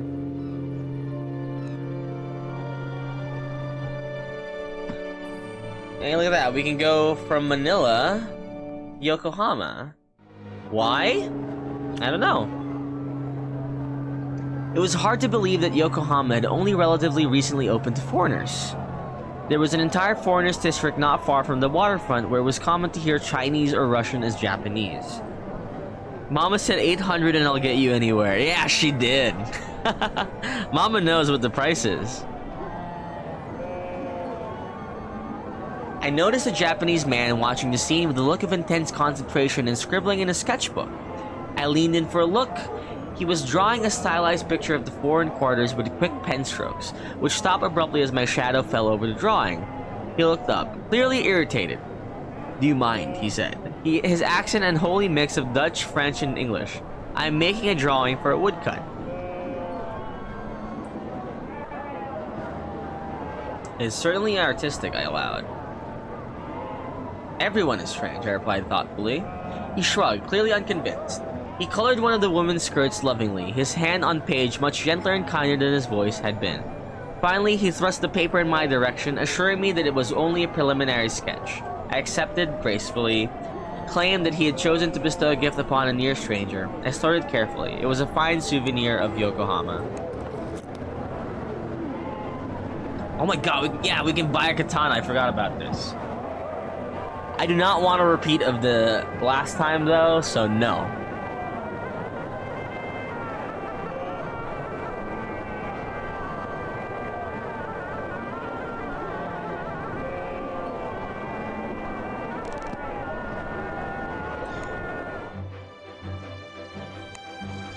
"17 days. Oh my. You also do that? Do what? What do you also do?"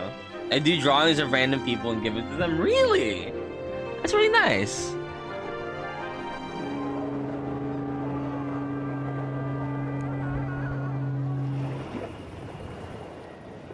Before going to bed, I attended to Munster Fog. Yeah, I gotta take care of our good man. We can do the Honolulu route through with the Noelani. This arrives next Sunday, which is faster than this.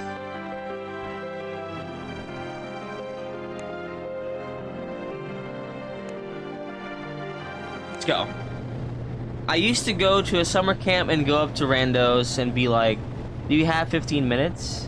But Hawaii, yeah, we're going to Hawaii, baby. We're going to Honolulu."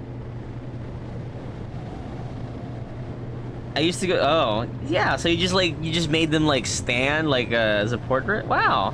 Yeah, that's nice. Yeah, we're going to Hawaii. Hawaii, the land of the apostrophes. The Noelani was a new concept, we were told. A hover barge making the long-distance journey from Yokohama to Honolulu in the middle of the Pacific Ocean. If only it went further than Honolulu. A little bone-rattling for the sake of a few days, efficiency seemed a good trade for me.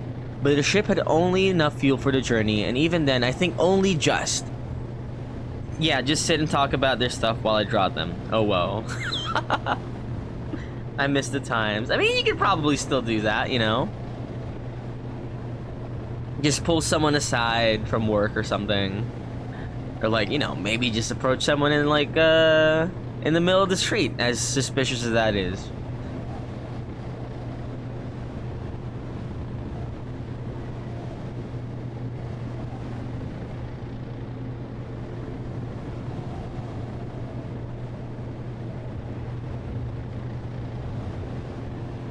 No doubt the heat was to blame.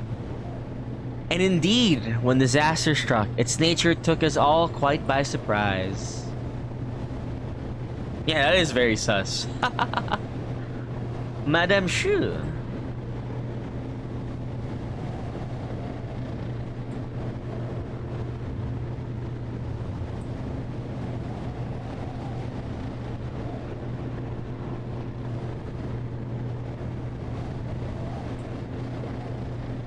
Kamehameha, what are you saying? What? Did it say Kamehameha? I didn't see. What the fuck?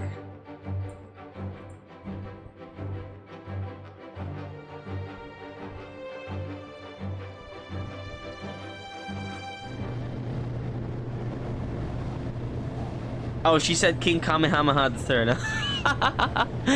The first day aboard was blissfully quiet. The ship bucked along the waves and I stayed down below with my master, ensuring... Okay.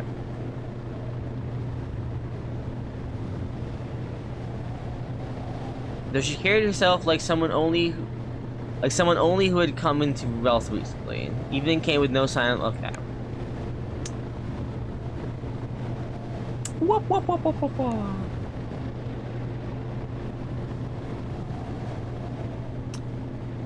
We noticed the trouble when my bread roll slid from the side of my plate and rolled against the side of the craft, quickly followed by another passenger's wine glass. I went to retrieve my bread and tumbled, feeling suddenly giddy. The entire ship was listing to the left. A moment later, a strange noise began to issue from the steam engines below. It sounded somewhat like a scream. I looked over at Monsieur Fogg, who looked most appalled by this sudden sideways movement. Monsieur, what is going on? I demanded, but my master merely twitched his brow. Passepartout, perhaps it would be useful to ascertain the cause of this misalignment, my master suggested. I am no engineer, I replied. Then locate one. I headed from the dining car to the engine room to locate our artificer. Navigating the corridors was difficult. My god, I'm losing it. So much reading. It was a difficult proposition due to our stubborn tilt, but we were, I could sense, slowly moving back to upright once more. Perhaps we were not about to sink after all. Mademoiselle, what is the matter? I demanded. I have just come from the engine room, she replied, her expression aghast and Passepartout. Mademoiselle, tell me please. It is Madame Shu, our artificer, Passepartout. She's dead.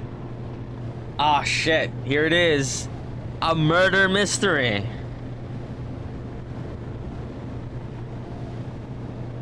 Q? Yes, what up?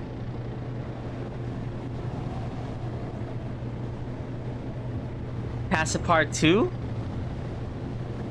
You mean I've been saying Passepartout wrong this whole time? Like, for the past, I don't know, like 15 years? I've been saying Passepartout wrong? I've been saying Passepartout? I mean... Passepartout. Okay, wait, you're right. I shouldn't be saying the E. Passepartout. Oh my god.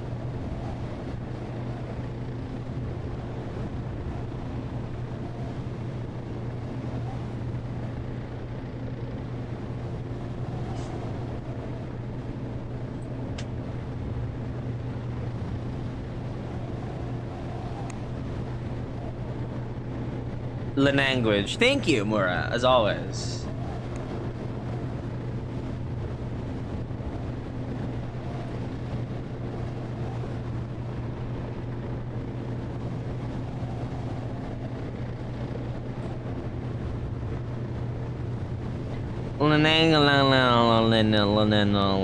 Language.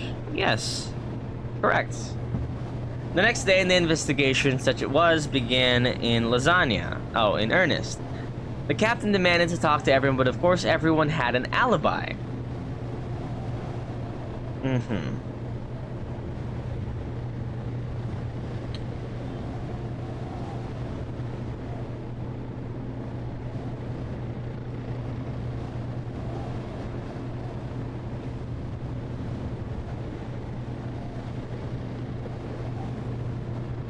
Lasagna. God, I want lasagna right now. Why is everyone making me hungry?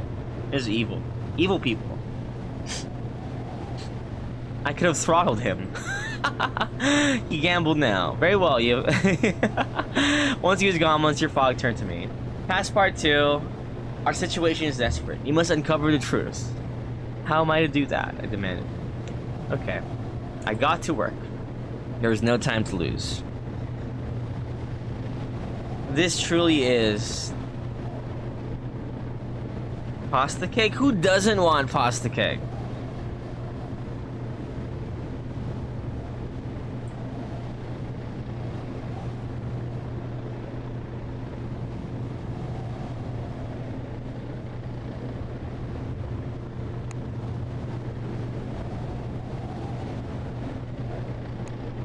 I want normal cake. Normal cake would be great as well.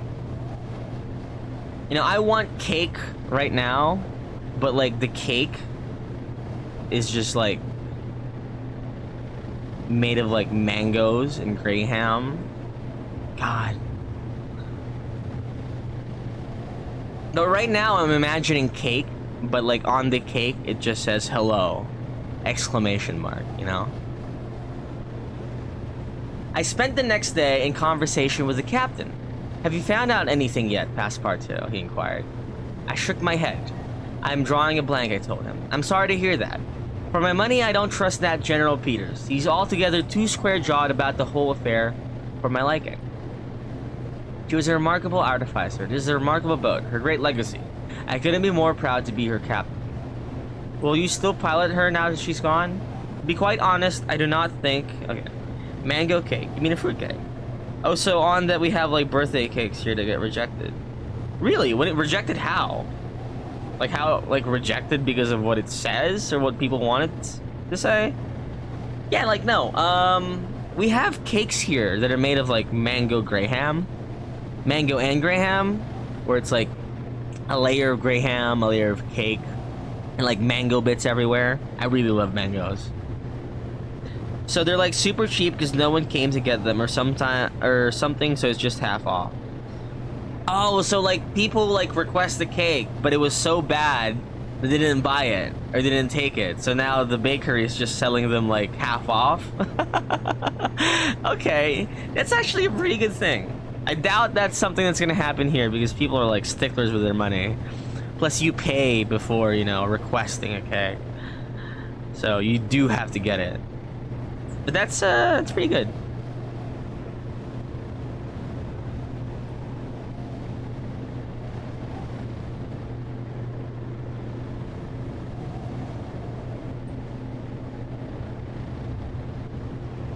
Walmart's in here to do it. Oh, I see, I see. Okay, I'm adding that to my bucket list. Buy a half-off cake from Walmart. Yeah, we went back a day.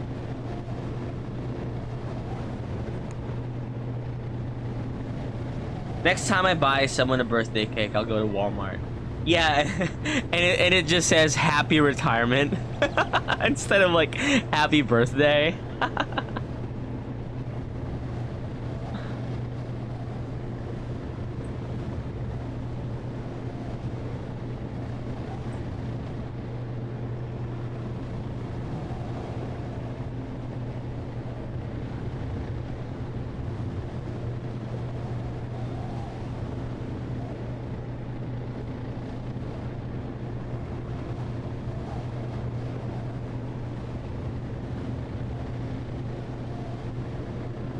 Yeah, 1 year closer to retirement. That's true. You just gotta adjust the cake, you know, bring your own like frosting or whatever.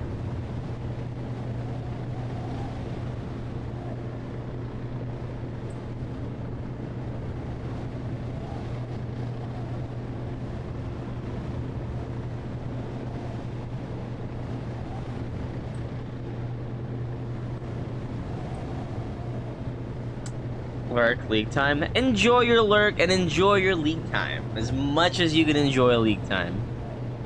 Thank you for coming, Mora. Bye-bye indeed. We're getting close to Honolulu.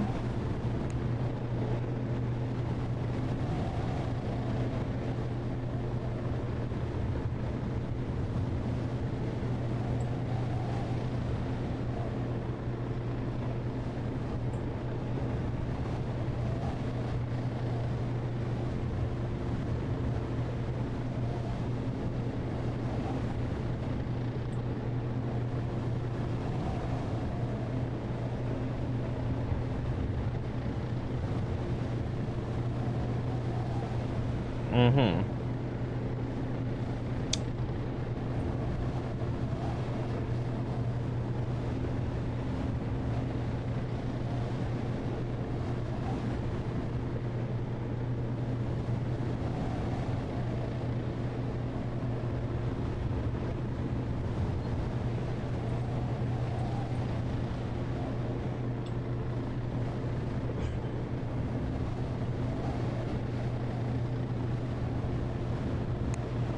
Oh my, okay. I think we're gonna go to jail. Shit.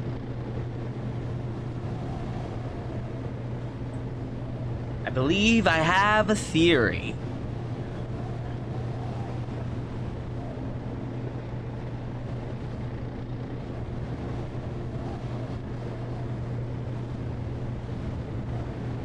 Have it clearly, monsieur.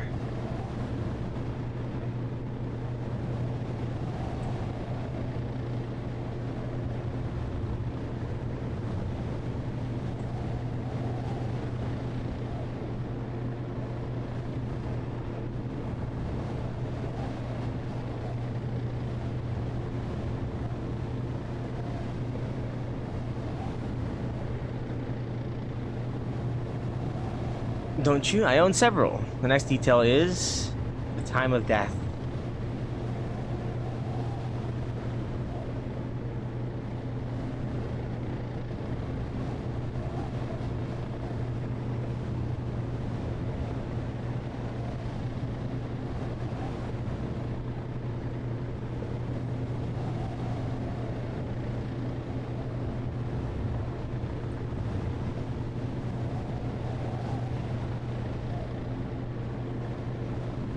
You know, after all my years of playing this game, I have not been able to fucking solve this murder mystery. I know that it's that Carlotta who did it, but I can't pin her. Oh, there's always next time.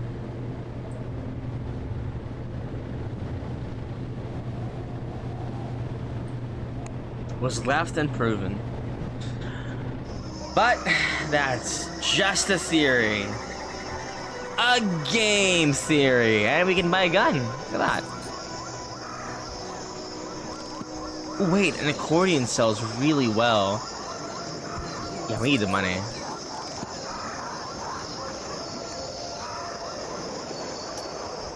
Okay, and we can go to San Francisco. Perfect. Comes to America, buys gun. Hell yeah! God. Who doesn't love guns? It was as though Honolulu lived in one indrawn breath, a wheeling sway the sky, white-laced waves and pristine sound bounded by black volcanic bluffs. The town was entirely hidden behind groves of coconuts and eucalyptus. We rested in a palm-top hut.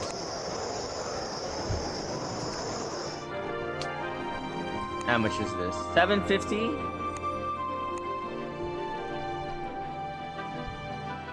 Yeah, we can hasten it a bit tomorrow, yeah. You gotta stay safe.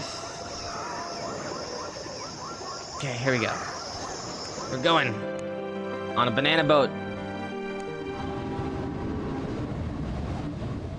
We boarded a steam barge from Honolulu to San Francisco. The scent of ripe bananas pervaded every plank of decking and bulkhead, a sweet and deliciously rotting odor which I rather became accustomed to on the voyage, much to the detriment of my keen sense of smell. Mormon Desert Railway is faster, cheaper, drier. Oh? San Pedro, huh? Arg, I huffed. Arg.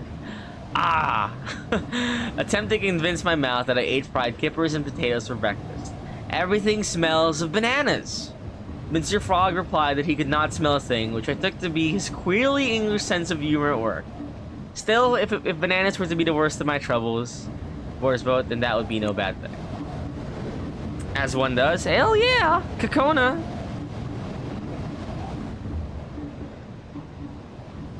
Where's the email? Hold on.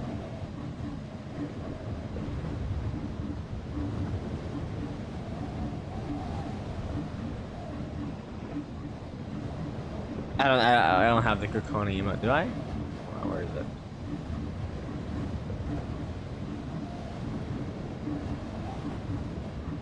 I don't think I have it. I don't have the Kokona emote? Oh well. That's a shame. Kokona. Yeah, Kokona!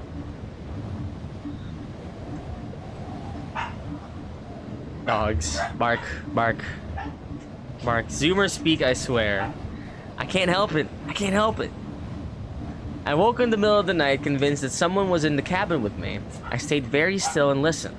There was a long wave-lapped silence until I heard distinctively a dragging shuffle. I opened my eyes and looked up. I saw a sheen pair of eyes gazing vacantly into the distance. "Monsieur Fogg," I cried. And my midnight visitor blinked and straightened and looked about my cabin in gentle surprise. "What?" he said calmly, pulling his dressing gown closed. "Am I doing in your cabin, Passepartout?" "Scaring me half to death," I cried. "It seems I have been sleepwalking," he said. "I have not done so since I was a child. Please accept my apologies." "Would you like to stay a while?" I asked. I would like that, thank you. Hello, femboy. Hello, chat. One, not a femboy, but hello, cooks. Welcome in. Captain Kalani was a heavily pregnant Hawaiian woman who found Monsieur Fogg's English a source of great mirth. "Say something else," she demanded over breakfast. "Please, Mr. Fogg."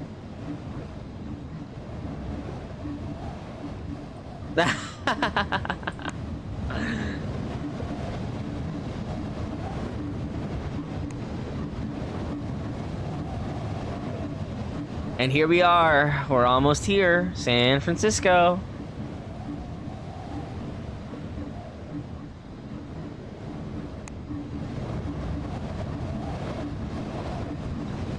The land of San Francisco. I have no idea about anything. Accordion. Eh, we can sell that, yeah? Oh, nice. Yeah, selling some of our stuff. We can get another gun. Hell yeah! Oops. There you go. So we can travel across the US. How much would that be? $2,000. Okay.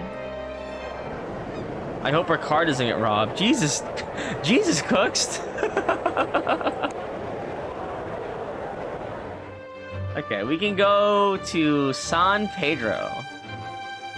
Over to Acapulco, Mexico. San Francisco seemed less a city and more a ravenous beast bent on consumption of everything, even of itself. Within the ever-expanding city limits, enormous steam-powered drills and diggers flattened hills, straightened roads, reformed neighborhoods, and dumped the resulting rubble and stone into Mission Bay. I sloped towards the recently constructed Long Bridge, which was crowded with families out for a stroll and people fishing for silvery smelt with long poles. In the water was a jangle of rowing boats racing each other and boatmen taking passengers out to Mission Rock. Cheers and good-natured shouts emitted from the halfway house in the middle of the bridge. I peered at the halfway house and surmised, from the revels I saw spilling out its doors, that it was some manner of drinking den.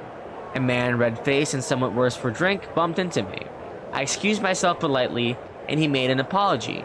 Flinging an arm around my shoulders, "Oh, hello," he exclaimed. "You don't sound like you're from around here. You do not sound American either." Okay, but am I wrong? I mean, I don't know. I'm not from San Francisco. I'm not even from California. No matter. I was Dutch once, in a past life, but now I'm as American as President Grant. This is a land of newcomers. You a prospector? I am a valet. Come on, let me press it. A brown-skinned woman slipped her arm into his. I regarded her. She was wearing a ruffled walking dress in the latest European style, but with a short tasseled jacket embroidered with the patterns of a tribe. "Ah, my manners," he shook his ruddy face. "I am Anders, and this is my wife, Jenny. A pleasure to meet you." I kissed her hand. She was surprised but smiled. Always a pleasure to meet Anders' friends. She looked askance at the whiskey flask in his hands, but seemed to find me unobjectionable. I hesitated, the obvious question about her origins on the tip of my tongue. "Are you..." I let my rather uncouth question trail off in embarrassment. She laughed with full-throated pleasure.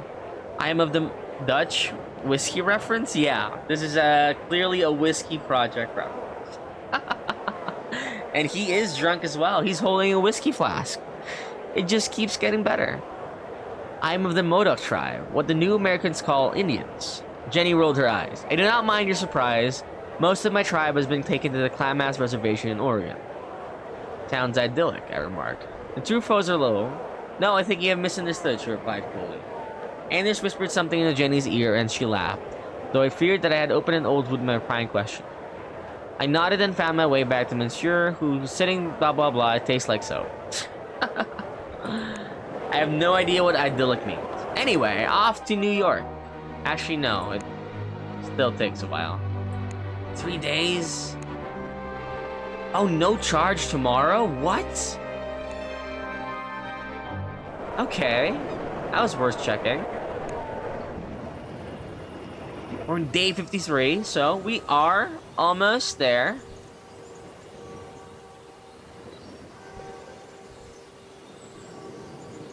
You like it? Indeed I do, I replied. He chuckled and smoothed his crisp shirt.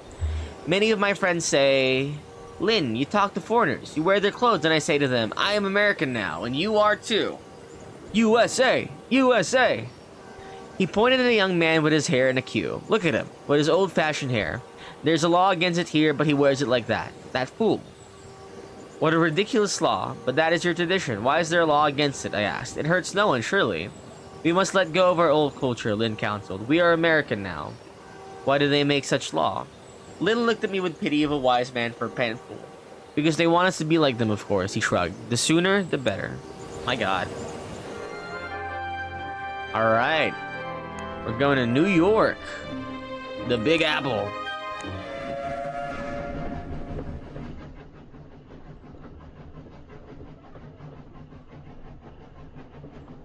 We were lucky to arrive in San Francisco just in time to catch the inaugural journey of the Transcontinental Express, which would take us to New York in 8 days with only a handful of stops along the way. San Francisco Chinatown Rise. Jesus, we just left that place. The first day aboard was enjoyable though. American trains could clearly not compete with their European counterparts, but it was amusing to see them try. The posters proclaimed Pullman's Palace sleeping cars, but they were more like places to keep cattle. If reasonably well-to-do cattle. We sipped cool beer as we rattled through a long stretch of desert in the shadows of tall mountains. I attended to Munster Fogg and his delicate stomach, which is not entirely better today. Here we are, we're coming up to Utah. Utah? I don't know how to say it. Our fellow passengers were a curious mix of gold and silver prospectors, homesteaders, farmers from all corners of the world, Mormons, missionaries, soldiers, and stiff-necked gentry of various sorts. I gave a young black woman with a deep red bonnet an infectious laugh. A wide smile. Her name was Diana. I'm meeting my husband in Cheyenne. Cheyenne. She told me. He did construction work in New York, but now New York isn't safe anymore. We'd have enough money to move. How long have you been apart? Oh, 10 years, she said breezingly. I've been working in rich white ladies' houses in San Francisco, and he's been constructing buildings in New York. We've only just scraped up enough money to live together, she smiled, nearly glowing with happiness.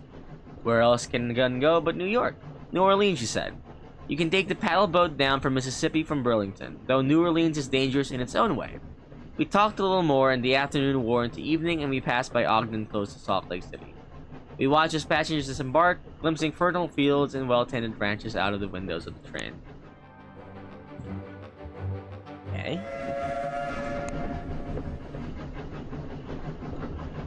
New York. New York to London, maybe? No. Toronto. You will. Joshua Durant. I feel like this is like a reference to someone, but I have no idea who he is.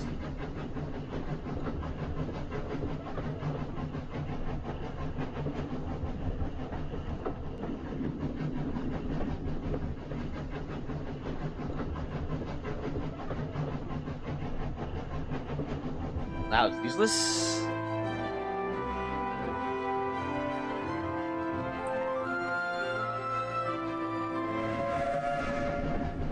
We're coming up to Chan. Chan.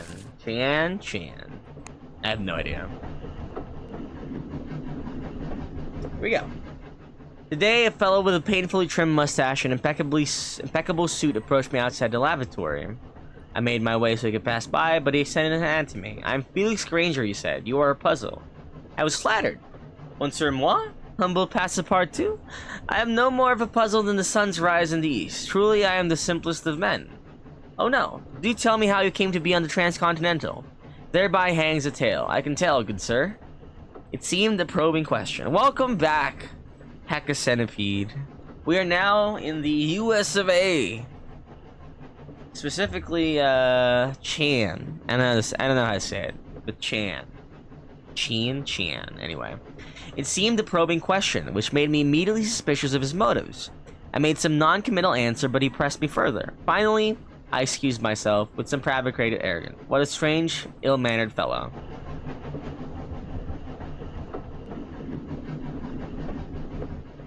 We stopped at Chan, Wyoming for a few hours in the evening. The trimmed mustache fellow disembarked to talk with a 6-foot-tall woman, holy shit, who wore the latest slim train skirts and a pistol tucked into her waistband. We watched, none the wiser. At the luncheon I asked one of the women homesteaders. Esther Hobart Morris. Okay. I am back in the bed of my room. Ooh, get comfy. Cheyenne. Okay, that's way easier to say. A justice of peace, and indeed the first one in America. My.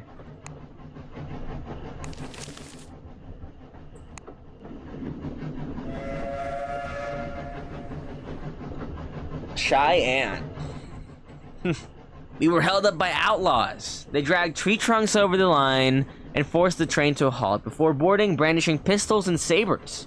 They went carriage to carriage demanding valuables. I looked at my master, who was phlegmatic as usual, though I did not doubt that he wished a peaceful and quick conclusion to his grave inconvenience. The lead bandit fired his gun into the air. The name, he declared, is Jesse James. Now you give me everything you've got. The saber lifted to my throat. I moved to draw my revolver, but the man knocked my hand aside. Oh shit. Let's all keep calm, shall we? Shit.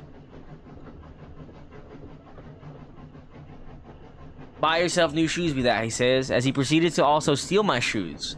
The saber point moved on. Now it was Monsieur Fogg's neck. What about you? You look good for it. I dreaded what Monsieur Fogg's response would be. His gallantry would never acquiesce to such a man. Fogg cleared his throat. I would trouble you to lower your sword, he said. I could stay quiet no longer. He's my gentleman, I declared. I carry his possessions for him. Is that so? So? So. Chan is a tribe name, I think. It's Cheyenne, right. Oh, I can see that. Definitely has that vibe. I don't know what I'm saying. Is that so? Oh, I already read this. There was no other option. I hit him. Oh shit. I got an achievement for that. Not a heavy punch, but enough to send him reeling a touch, and then Monsieur Fogg, with a swoop, battered him over the head with a trunk and threw the man out of our carriage. Through the window, I saw him being picked up by a group of rather surprised soldiers who waved a thank you.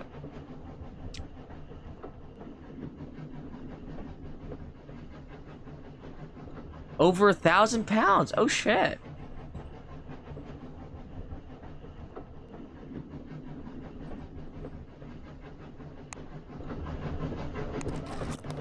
We still have our stuff. Felix Granger.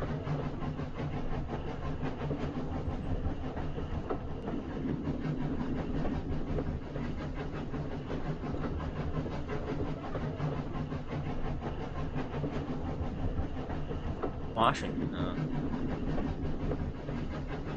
Goodbye. So we can go to Ponta de Reykjavik. Okay. From New York. Then I think from there we can go to London. Today the entire train was subdued, recovering from the holdup and recounting our individual experiences of the event. I listened with great interest to the tales of small resistances. Indeed, if one were so inclined, one could find heroism in the most unlikely of places.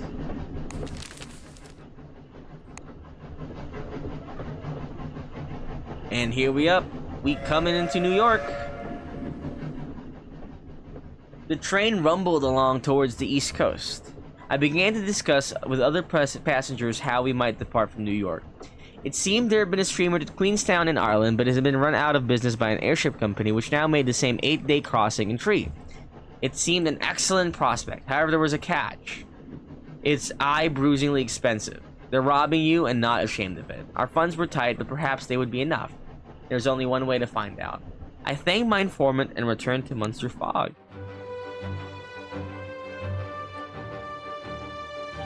Oh, here we go. We can make it back to London in potentially 3 days. We arrived late in the afternoon rather than morning, owing to the delay caused by the holdup. I felt strangely energized as we disembarked and eager to explore the New York in midst of what American writer Mark Twain called the Gilded Age, a city of glory and corruption, greed and industry.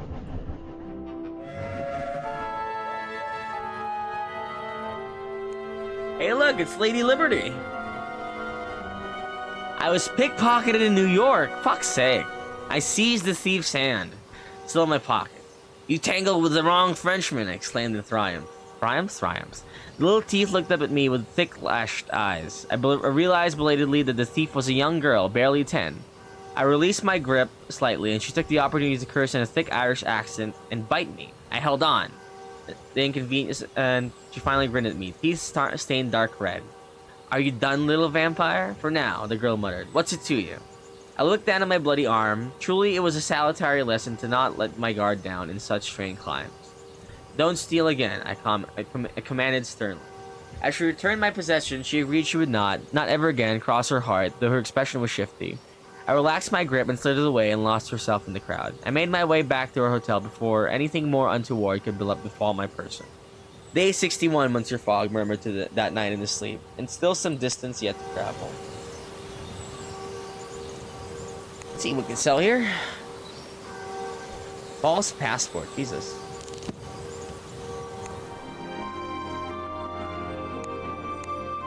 £4,000, Jesus.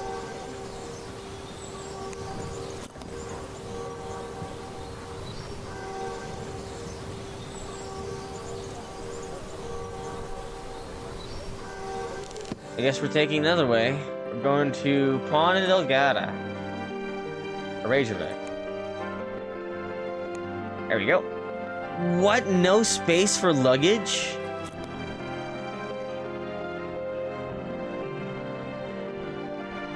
Okay, we're selling everything.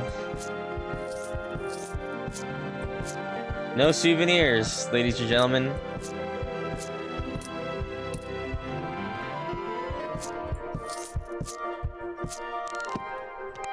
We're going. The Icewind was a pendulously large Savakar Atmotic that wanted to fly 4 or 5 miles high and had to be hauled down to docks by a team of 30 or 40 steam winches. It seemed large for traveling to Iceland, but it was informed by a dockhand it was most not people. Oh, I see. Okay, we're going.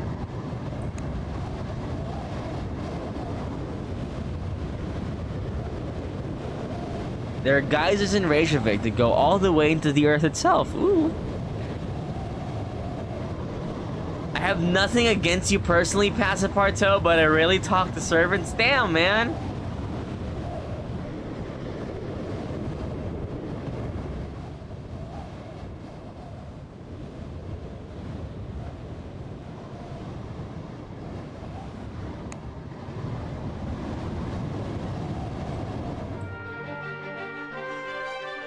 Here we are.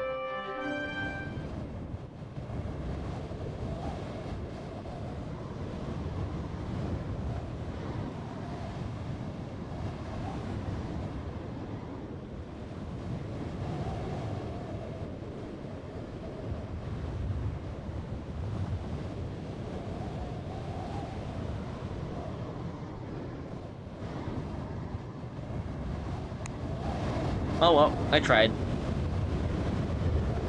And we're in Iceland.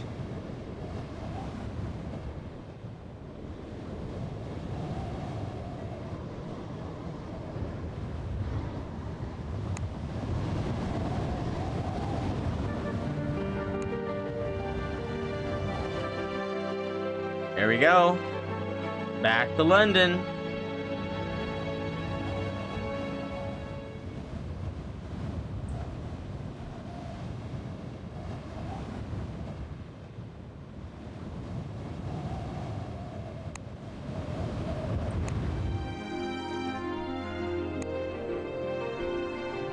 Silver Seal.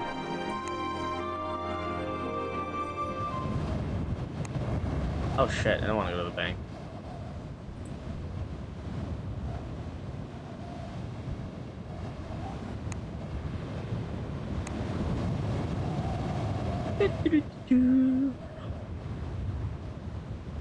Here we go. We're almost back home. All in one stream. The Silver Seal was a smaller ship than Icewind had been, and a gig to boot.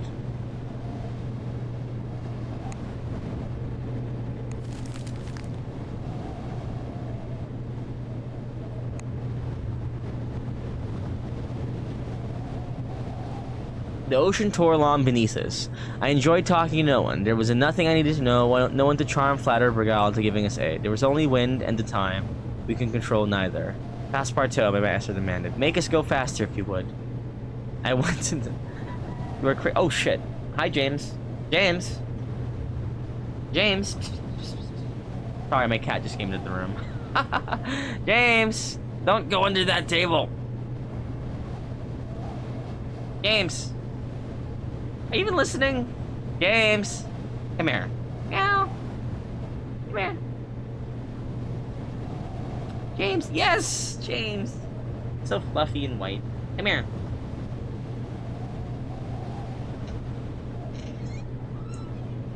What are you doing? Come here. You fat cat. Wanna say anything? Wanna say anything? Hmm? Ah, you're adorable. Ah, oh, you're so cute.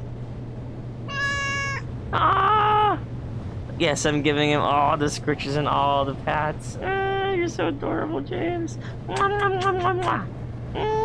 now get out of my room.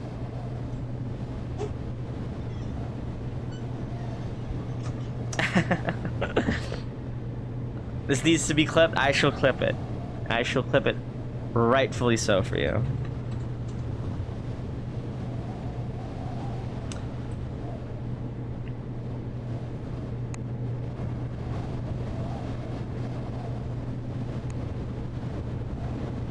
Here we are. We're over the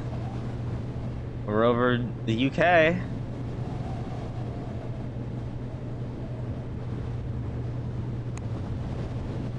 And we are back home in London.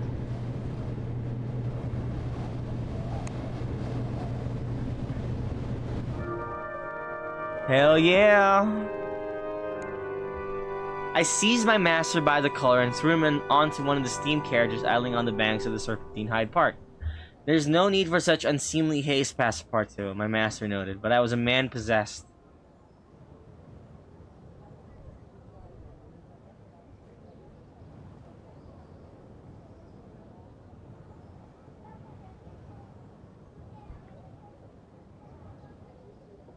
Yeah, look at that. A journalist in a dark blue bonnet caught my eye. And you must be the loyal valet Passepartout, she said. I do not believe we've been introduced. Blah, blah, blah. I'm quite overwhelmed, I admitted. Intricate. Any gentleman would be fortunate to call you his valet, and you have been a worthy companion to me. Besides... Mr. Fogg, Mr. Fogg. My master looked at me, while I replied, to the moon, of course. I looked around at the faces of the assembled crowd and quirked an eyebrow. Anyone care to make a wager? Mr. Fogg refrained from rolling his eyes. I believe he said that tonight I will have supper and go to bed. Come, Passepartout, it grows late. Hooray! Woo! Actually beat the game in a single sitting this time. Hooray! Celebrated Englishman Phileas Fogg wins round-the-world wager. 17 cities? Pretty decent. Good job. Thank you, Cooks. Thank you.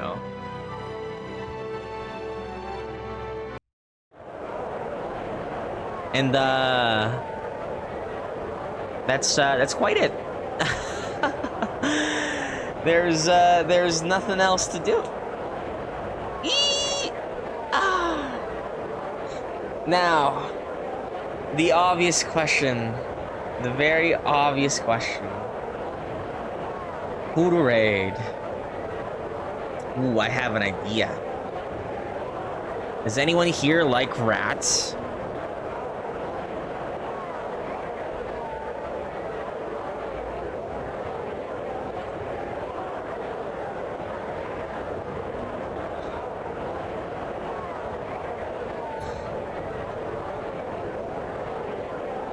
You will see. But, for we will raid a certain rat enjoyer. Right. Thank you everyone again for coming today. You guys have been lovely company. So please enjoy Balinar. They're currently live. I hope. I hope. Okay, they're still live. So we'll be raiding over onto them. Thank you again for coming. Blah blah blah. Blah blah blah. Alright. Bye bye.